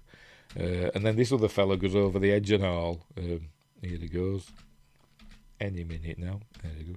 Go on. Is that a dummy he's going to throw over? Have a look. Where is it now? Where's it gone? Where's that wide shot disappeared to? Oh, for Pete's sake. Never mind. And he goes over as well. There he goes. So he gets two skis now, so he heads into town, and there we go. There's the girls leaving. We'll never see him again. By the way, there we go. Oh no, I thought it said it's Grindelwald. I thought the Harry Potter thing were going on. It's Gimmelwald. Although I'm sure Grindelwald is mentioned in this film. I'm sure it is. Never mind. I'm sure it is mentioned, unless they said Gimmelwald. But anyway. Anyway, the girls are leaving, and that's the last we see of them. And she jumps back in the car, and I presume they're going somewhere else. Oh, and she sees James Bond. So they're going to chase him, but then he has a fight with some other guy. Is that? Oh no, that's not. Who the hell's that? It's supposed to be James Bond. There's nothing like him, does it? It's like David Dalmatian or whatever he's called, that actor. Anyway, they're having a fight in this room with all these bells. This is another scene of, I mentioned earlier that Peter Hunt he just had these ideas. He'd come across something and then say, "Oh, that'd be good." And this is another one. He came across this room with all these bells in, and he said, "It'd be great if you had a fight in here." So they had a fight in here. I think the Mr. Tricky, they should have had the bells play the Bond theme as they were fighting them. Bong, bong, bong, bong, bong, bong, bong. Because they did that in another film, in License to Kill. They had gunshots, like a machine gun that played the James Bond theme. It's blink and you'll miss it. But anyway, they have a fight in here with all these bells. And so he sees off some bad guys and heads out again. There we go, puts a coat on as a disguise. Doesn't work very well. And he's just about to get caught. He's hiding away. He's gone to see the curling, apparently. But he's hiding. He's gone to the skating rink, that's it. There's people skating in the skating rink. And he's hiding and trying to be covert. And they're all looking for him. Look, there we go, he's hiding, look. And then, there we go, somebody skates up to him. And it's Tracy. What the hell's she doing there? But she happens to just find him. She does explain why she's there, and I can't remember. But she says, "What are you doing here?" I said, "Oh, whatever. People are looking for me. Have you got a car?" "Yes, let's get out of here." Anyway, there she says, "Stay close to me, James." She's going to save him. Woke. Anyway, all the fireworks go off, so they're using the distraction to try and get away. But they go see a car there. Look, off they go. But they're soon. Oh, the drive back. They reverse out right next to the bad guy's car, and then he's there. Look, inconspicuous. "I'm not James Bond, honest." And he's looking straight at him. He's like, "Maybe you didn't recognise me. Hey, look, maybe you didn't see me." I wouldn't go banco on that, she says. Anyway, so off they go, but then they're in hot pursuit. There we go, driving down the icy alpine roads. We see that. Hang on, does it say here? What were you doing near Piz Gloria? Now I have a new interest in life: winter sports. So it's just happened to be there. It's a stretch, but whatever. All the places, in Europe that she could be, she just happened to be there. Just one winter sportsman, and Papa told me where to find him. All right, so a dad told her he was there. Right, fair enough. So she was there looking for him. Fair enough. We'll let it off. We'll let the film off. Anyway, he wants to get to a phone. James Bond wants to get to a phone. They're going into the next town or whatever. I need to get to a phone to phone London. So there we go. He finds a phone. There we go. He's about to dial. But then the bad guys arrive. Here they come, look, in the background there, look. And she's going to shoot. He's Irma Blunt, because she's a really good shot, it seems. There we go. With her machine gun. It's not the last time we'll see her doing that. So he didn't get his call. So he jumps back in the car with Diana Rigg, and off they go on another chase through the icy alpine roads. So off they go, and then they're driving round and getting all slippy slidey and all that stuff because it's snow. And anyway, they end up in a stock car race. He says, "Go in there." The crowd may discourage them. So here they go. They're just driving onto the racetrack. I don't think it's that easy, is it? But anyway, off they go. And they said they had a lot of fun doing this because they didn't have to care about if the cars got damaged or anything like that because it's a stock car race. So they just smash them up. They didn't care. They had a lot of fun. So off they go. And she's saying, "How do I get out of here?" And but banging and crashing. One of the cars ends up on its roof. We'll see it in a minute. Hang on, where is it? I missed it. Let's go back a bit. One of the cars ends up on its roof. Where is it? Come on, where are you?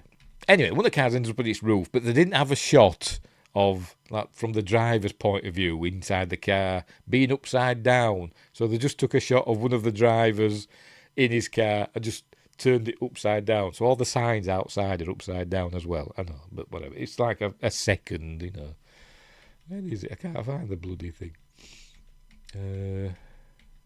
It might have been earlier on. Let's have a look. See if we're going to land on it. I bet we bloody don't. No, it isn't, is it? Never mind. Anyway, whatever. Yeah, but they end up driving Irma Blunt's car. Bunt. I keep calling her Blunt. I keep thinking of Emily Blunt. Irma Blunt's car. Oh, by the way, there's the finish line. And the win. Even though they joined the race in progress, they go over the finish line first and then carry on going out of the arena or whatever you want to call it. But like I said, they'd made their car, a bad guy's car crash, and it's going to blow up, but they get out just in time. There's Irma and Grunther or whatever. But anyway, so they're driving away. There we go. And then suddenly a blizzard appears. And they can't carry on because the wipers are not working properly. So they end up in a barn.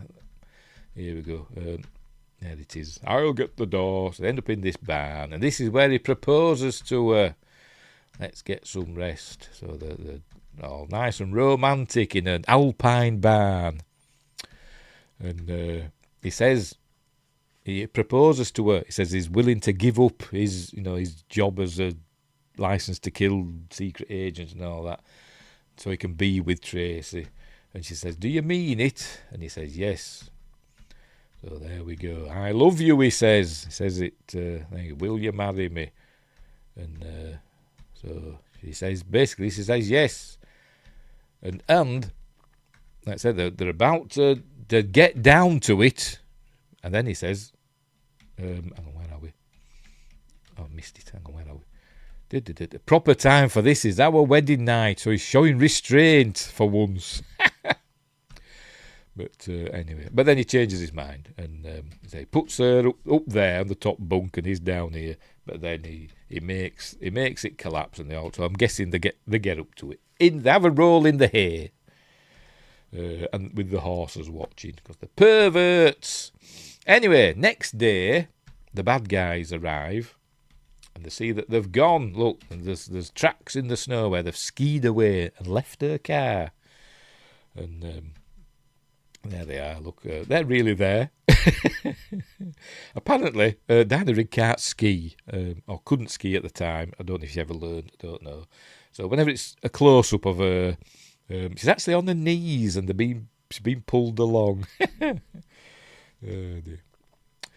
But anyway, so here come the bad. Soon catch up with them. There we go. And he says, "Keep going." So they're being chased by the bad guys. Like I say, great cinematography in this film. Did a really good job, did Peter Hunt. And but it all goes awry. And but first there's a bit of gore. A fella ends up in that. There's one of these snow cutting things. It's clearing the roads or whatever. Or I don't know what it's doing. But anyway, It's a fella's going to go in it. Here he goes, ah! And we see him go in it, look, ah! Look, ah! And then it turns pink. Apparently that's from the book. Apparently, I don't know. They said in the commentary. Apparently that's in the book, and Fleming described it as, the white snow slowly turned pink, which happens here. Ooh, heck. Gruesome. But anyway, so he decides, does Blofeld, he sees all this snow up on the mountain, and he says, we'll cause an avalanche. So he fires a flare or a grenade. He does something to set it off. And I'm not sure, is that the Eiger in the background? I don't know. I'm not sure. It was a bit confusing in the commentary as to whether this is whether they actually did a real avalanche. Of just used, I've seen some where they just use stock footage and visual and special effects, like miniatures and stuff. Which is, you can see some of them is miniature work, but I'm not sure. I don't know because they were saying in the commentary that the Austrian or Swiss or whatever the hell they are, it's Switzerland, isn't it? Not Austria. I keep saying Austrian. It's Switzerland, isn't it? The Swiss army. We're going to make an avalanche for them because they used to go around and where there were lots of snow that were going to look as though it were going to come down in an avalanche. They'd make it happen for safety and all that, and they were going to do one for them. And I don't know if they ever did. I don't know because there was a story that they kept putting it off and then suddenly the temperatures went up and all the snow melted. But anyway. But there we go. It sets off the avalanche, and that looks like a real avalanche. But I don't know if it's done for the film or if it's just stock footage. I don't know. But it was a bit confusing in the commentary. But anyway, it looks pretty cool, and I said there's some miniature work as well in there.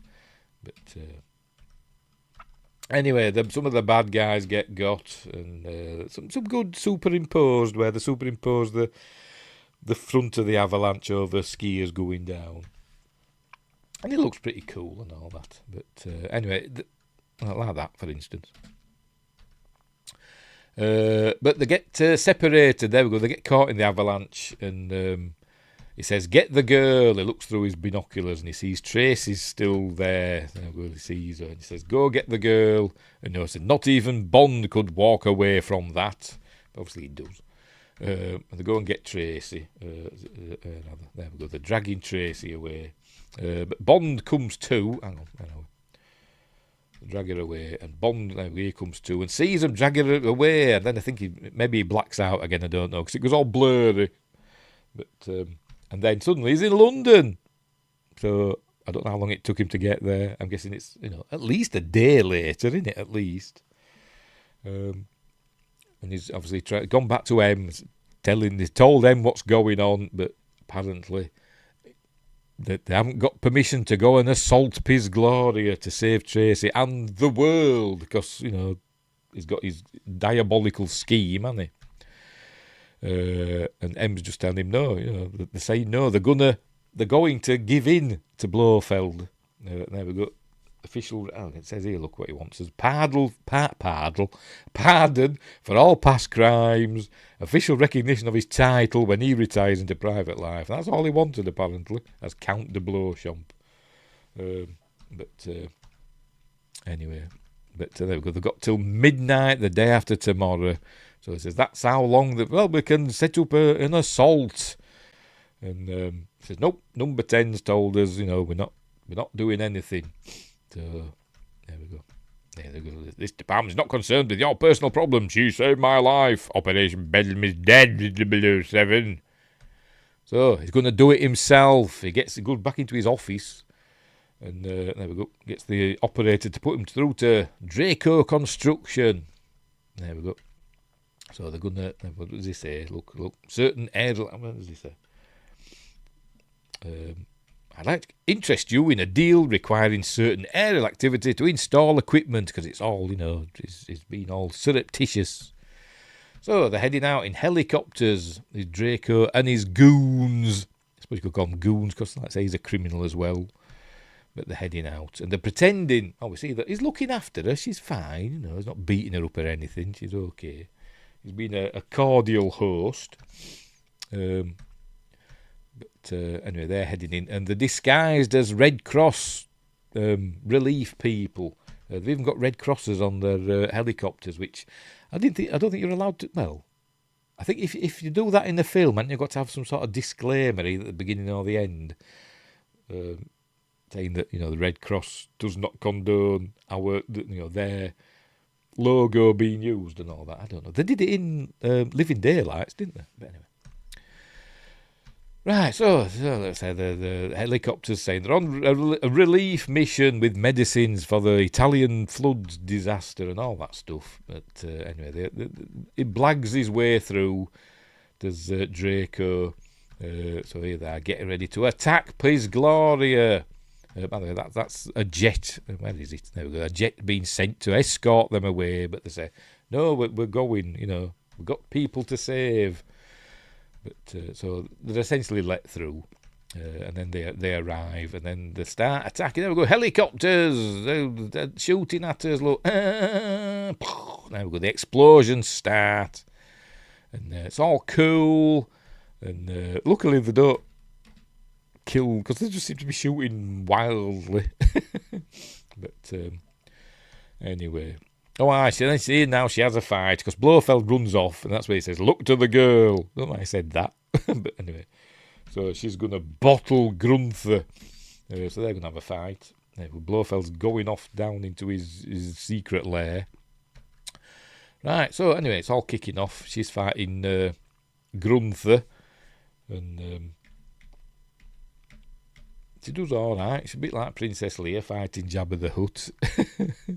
But there we go. She scratches his face and all that because she's a woman. And there we go.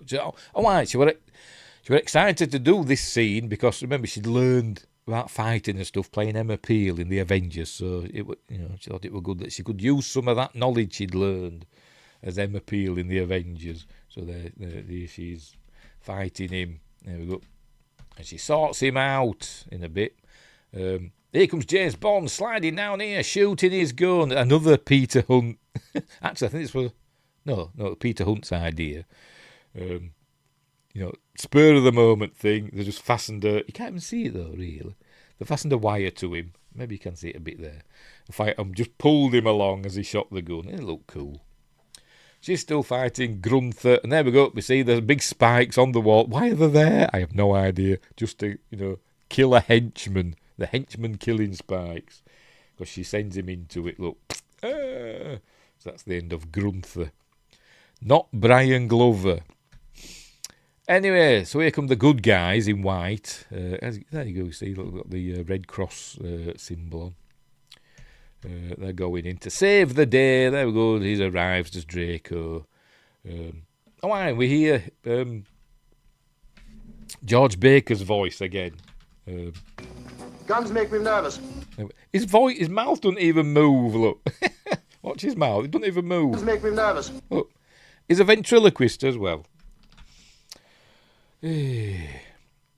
Anyway, so he's going after Blofeld. And this fella's got a bloody flamethrower. Crikey, that came out of nowhere in this film.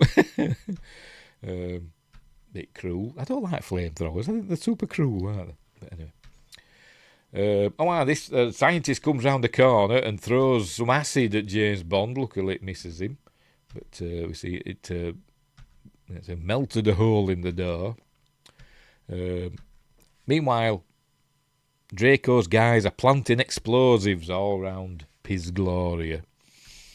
Anyway, so he's looking for stuff there. When he finds this map and seeing where he's sending all the girls, his angels of death. So he's taking pictures. He's taking pictures with his James Bond camera.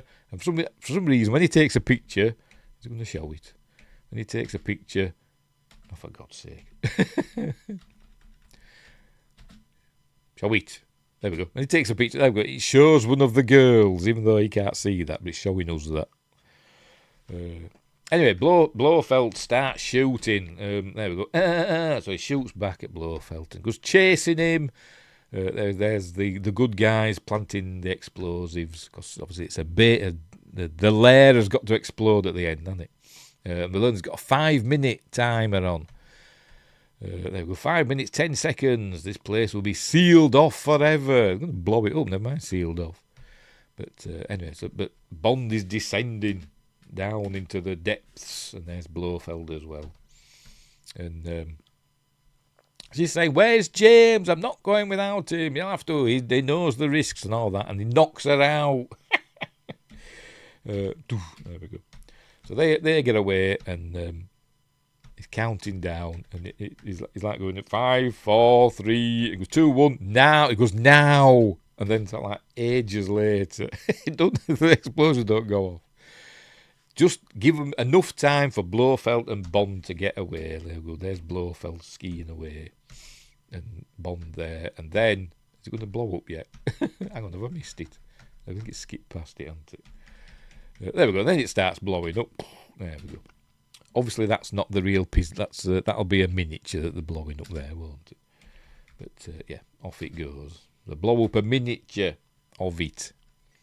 As I said, the real thing's still there, and you can visit it, and apparently it looks just like in the film, because all that was built for the film, and all that. I don't know if the spiky wall thing's still there. I imagine that's not there. But I don't know if the doors are electric slidey either. I don't know. But anyway, if I had a bucket list, that'd be one. But I'd be scared to go because I don't like heights, and cable cars terrify me. But anyway, so their job done for Draco. They're getting away in their helicopter. But Bond is heading after Blofeld. Here he is. He's going to jump over that and nearly fall down. Blofeld gets into a bobsled. This just happens to be a bobsleigh run here. Apparently they want us to do it on the Cresta Run, the famous one. But apparently they couldn't keep the crowds away, essentially. I don't know much about bobsled runs, but they couldn't, what they call it, cordon it off to keep crowds away. So they used this one instead. Which is an old bobsleigh run, but I don't know where it is. Does it say? Let's have a look. Does it say? Where are we? Come on, bobsleigh run.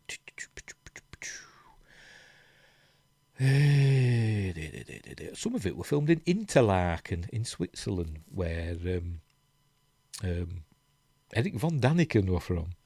So I'll throw that in there. Used to have a theme park there. Anyway. What am I looking for? Oh, I had a bobsleigh run. Is it going to show it? Is it going to show it? It's not showing it, is it? I haven't found it yet.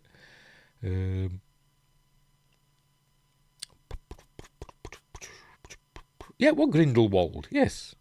I said I'd heard the name Grindelwald. Where the skating scenes, the Christmas festival and stuff, where Bond were hiding. That were Grindelwald. So obviously Harry Potter's, well, not Harry Potter, but they're all knocking about. Anyway, I'm looking for this blooming bobsleigh run. I can't bloody find it.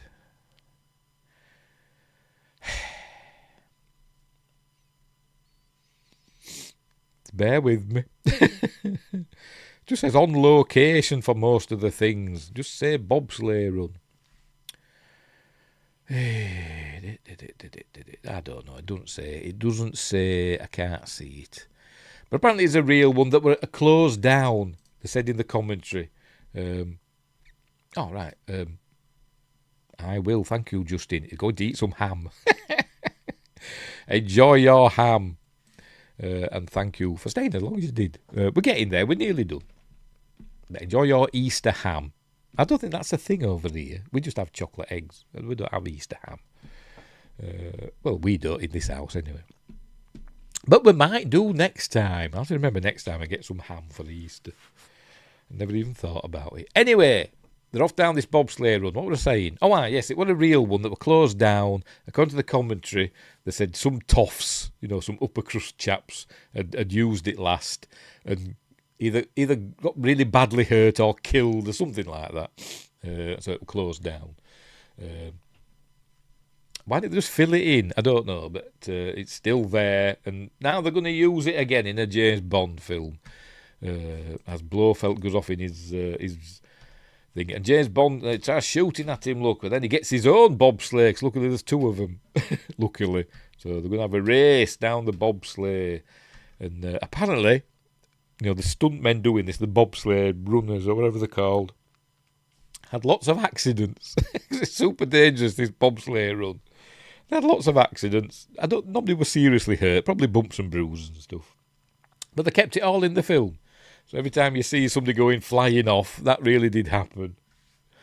But anyway, so down they go. Look, that's not real. But down they go. There's some scenes, by the way. It might be this one. If you watch the background, I'm thinking, what's going on? Watch. Hang on, is it going to be? Which one is it going to be? It's not that one. It's not that one. There's some of them. It's like in a helicopter or something. Let's see if I can find it. You have the rear projection. It looks very silly. Come on, show us it.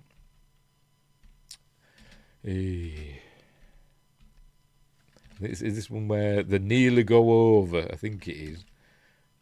Anyway. Come on, show us the rear projection. It might be this one. No, it's not that one. Might be this one. It is. I think it's this one where he's going to throw a grenade. He's got the grenade in his teeth. And then it all goes wrong. He drops the grenade. He's going to show it. Look, it falls out. Oh, the pin comes out. It just drops the grenade. That had happened to me. And so it's rolling about. And then it shows in the back. It's in the background. And I'm sure I'm sure that does a 360 or something. Hang on, where are we? Go back again. I mean, look at it up. What's going on here? That look, what's going on? Anyway, whatever. He don't blow up. He gets the grenade, chucks it back, and it gets Bond. We see Bond go flying. Oh, here it goes. Boom! Ah! I'm guessing they're meant to do that because there's an explosion going on. He's like, hey, hey, hey! But Bond's okay. And then he jumps back in and he's hanging on now. So they're still fighting now. They're fighting on the bobsleigh as it's still rolling down the run. So they carry on fighting, but there's going to be a tree branch coming. Oh, he's going to knock his head against the. I did it earlier on. He was scraping his head along the side. I think that might have been another Peter Hunt thing. But Peter Hunt said it'd look good if Blofeld were jamming Bond's head into the ice, the side of the bobsleigh run, and said to the stuntman, "Would you do that?" Yeah, of course I will. So they did that. I'm trying to find it. There we go. So that's doing that, dragging him down the bobsleigh run. I'm sure it were all safe. Anyway, there we go. So they're fighting, and then we see this overhanging tree branch, and he pushes Blofeld up. In a minute. There we go. Here it comes. He pushes Blofeld up. There we go, like that. With his feet. Doing! Blofeld gets his neck stuck in the doodah, in the tree, so he's hanging there. But he's not dead. But I think James Bond thinks he is. He doesn't go back to check for some reason. I don't know why. But, but he crashes out. I think this is one of the accidents that happened that they kept in the film. This when he's gone flying, look. Kept it in the film. There he goes. He's fine. He gets out. And and he says something like, he got it in the neck. And then this dog comes, a St. Bernard comes. And it was supposed to just come up and who's that? Some bloke standing there. I presume that's the dog's owner. It comes and it started just rolling about. And then George Lazenby ad-libbed that line. Never mind that, go and get the brandy. It must have really liked George Lazenby because it wanted to play with him. But bless it.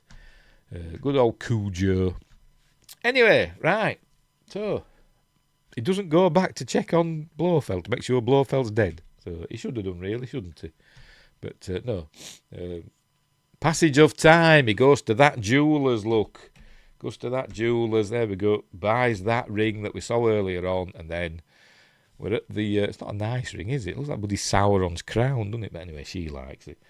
And then we're at the wedding. They're getting married, look. Mr. and Mrs. James Bond. James Bond's got hitched. Silly bugger. But anyway. So here they are in Portugal. Got married. It's all lovely. Moneypenny's crying. Look, they're all happy. And all that. Draco and M are reminiscing about, when their operatives have crossed paths. Because remember, he's a criminal chap. Anyway, right, so, they're all dancing around the car. They got all locals in, and as far as the locals were concerned, it was a real wedding, so they just had a whale of a time and a party and all that stuff. And, right, so, and off they go. They're going to get in the car. He gives Bond his £1 million. He said in gold, but he puts an envelope in his pocket. So I'm guessing it's a cheque for £1 million. So that's what he promised him, didn't he? And he gives him it back, look. Gives him it back. There you go. Her price is far above Ruby's, or even your £1 million. I don't know what Ruby's price was. We saw it earlier on, didn't we? Chicken sandwich, I imagine. Anyway, so off they go. Oh, and he throws his hat. He doesn't throw his bouquet at Moneypenny. Look, she's missing him already. Oh, poor Lois Maxwell. So he throws her the hat, and she catches that instead. So off he goes. And this is where the film could have ended. The bit after this were going to be the start of the next film, if all had been well. And Peter Hunt said, we could have ended the film here because I thought we'll show them driving away, with the just married thing and all that. They're going off on their honeymoon, they're driving away. It said, had the camera on a crane to pull up and all that, and we could have gone to the James Bond theme and all that. James Bond will return in Diamonds Are Forever. But it didn't work out like that. Because the next part, we're going to be at the beginning, the pre-credit sequence at the beginning of Diamonds Are Forever. And for whatever reason, mostly that he wasn't coming back, was George Lazenby. But anyway, they decided to keep it all in this film. Right, so they're driving along, and then these drive by in the Bessie Doctor Who's car. It looks a little bit like it, doesn't it? And there we go. They're going on about the flowers, and decides to take the flowers off. So they pull over and take the flowers off, and they're all in love and everything. But then a car arrives, and we see there's Irma Bunt, and there's Blofeld with the neck brace on. I've never understood this. I don't understand how we went forward with these Bond films, because we next see Blofeld in Diamonds Are Forever, doesn't have a neck brace, but then next time we see him after that is in For Your Eyes Only, and he's in a wheelchair and a neck brace, so I'm not exactly sure what the continuity is for all that, but anyway. There he is, got his neck brace on. So James Bond should have checked on him, shouldn't he? So it's his own silly fault what happens next. And there we go. Irma Bunt is shooting away. There we go. Mrs. Bond, and he goes, oh, that's Blofeld. And he gets in the car. And it's quite sad, this bit there, when we see poor Tracy's been shot in the head. She is quite dead. And it is really sad, is this bit. And I actually choked up watching this earlier on. Policeman arrives, doesn't say anything, and he says, yeah, so I don't know if in the take, one, or maybe in rehearsals or whatever, he was actually crying, or George Lazenby, and they said, no, Bond doesn't cry. He can be sad and all that, and kind of maybe tear up a little bit, but we don't want tears running down your cheeks and sobbing and all that stuff. But there you go, he says, it is quite sad, I must admit. It's all right. Says she's just resting, and I'm like, ah. But there we go. We have all the time in the world. And then the film ends. With, I think we're hearing all the time in the world, I think.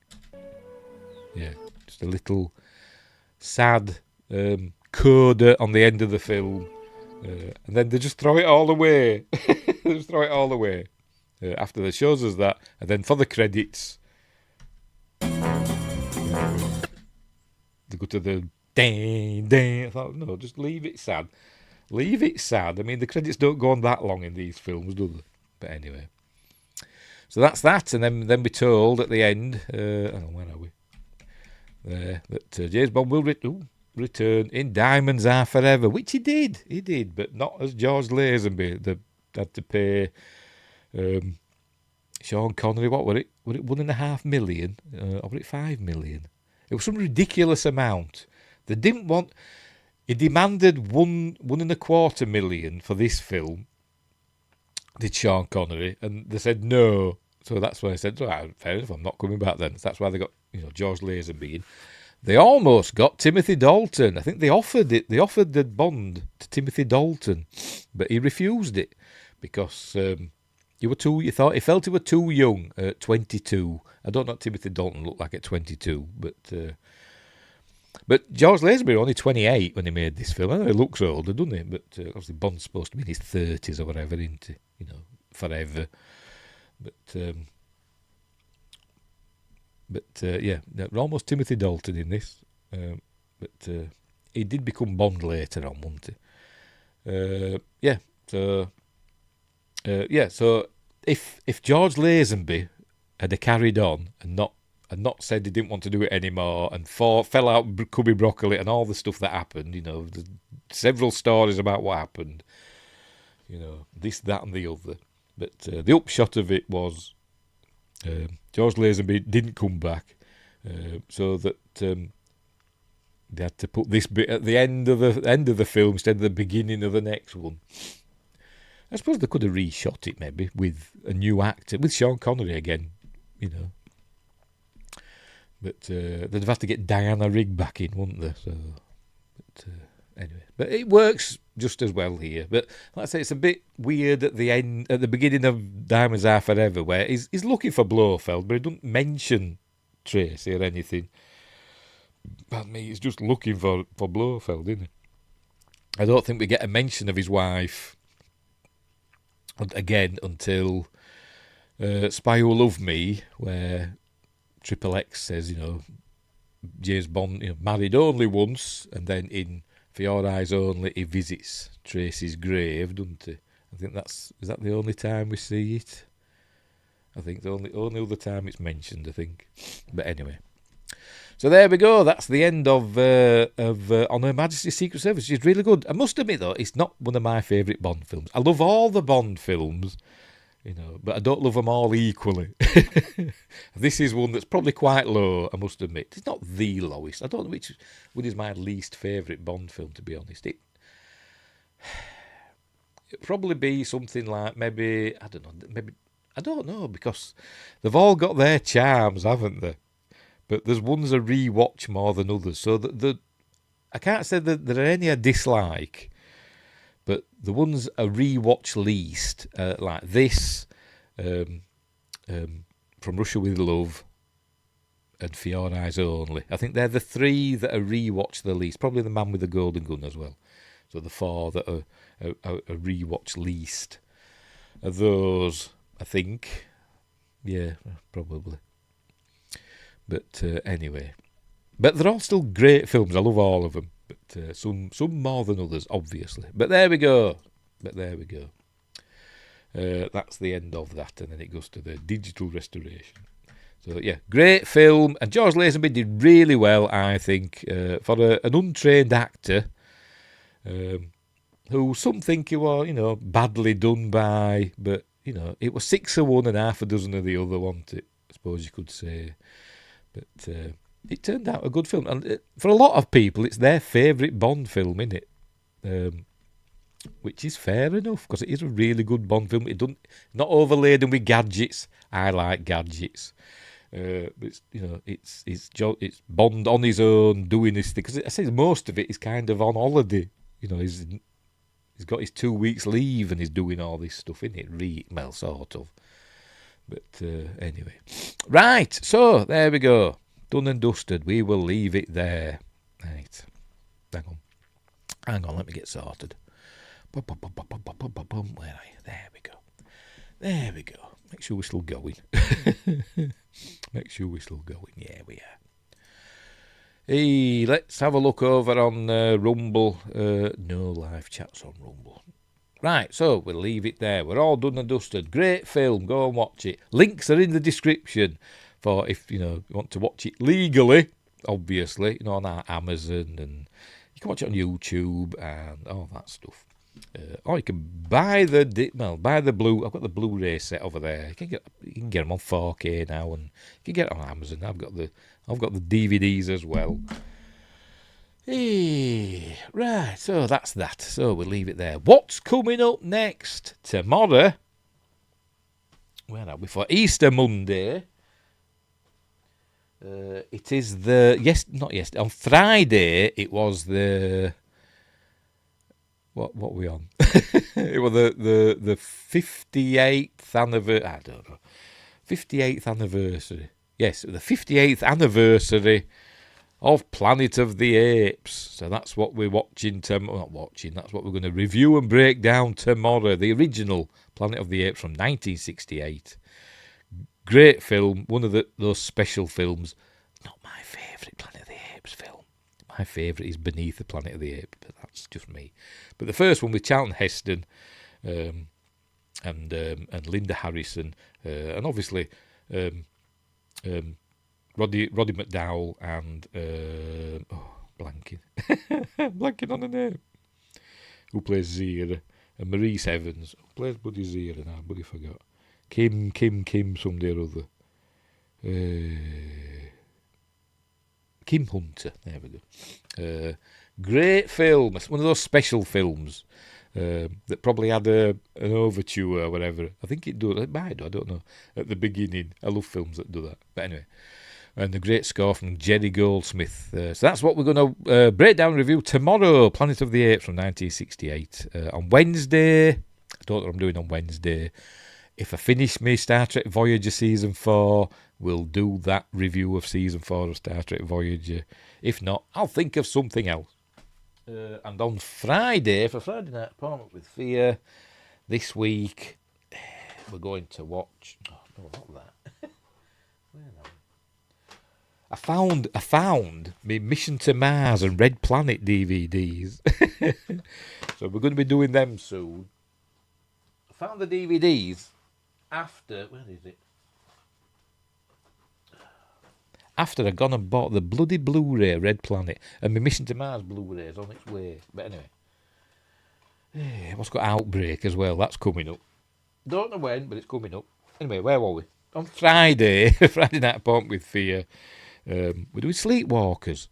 This is the Blu-ray that I got recently. I think this film's anniversary as well, I think. Let me check. I think it might be. I could be wrong. I'll just hold this up. Sleepwalkers, 1992 film. I think it is. Where are we?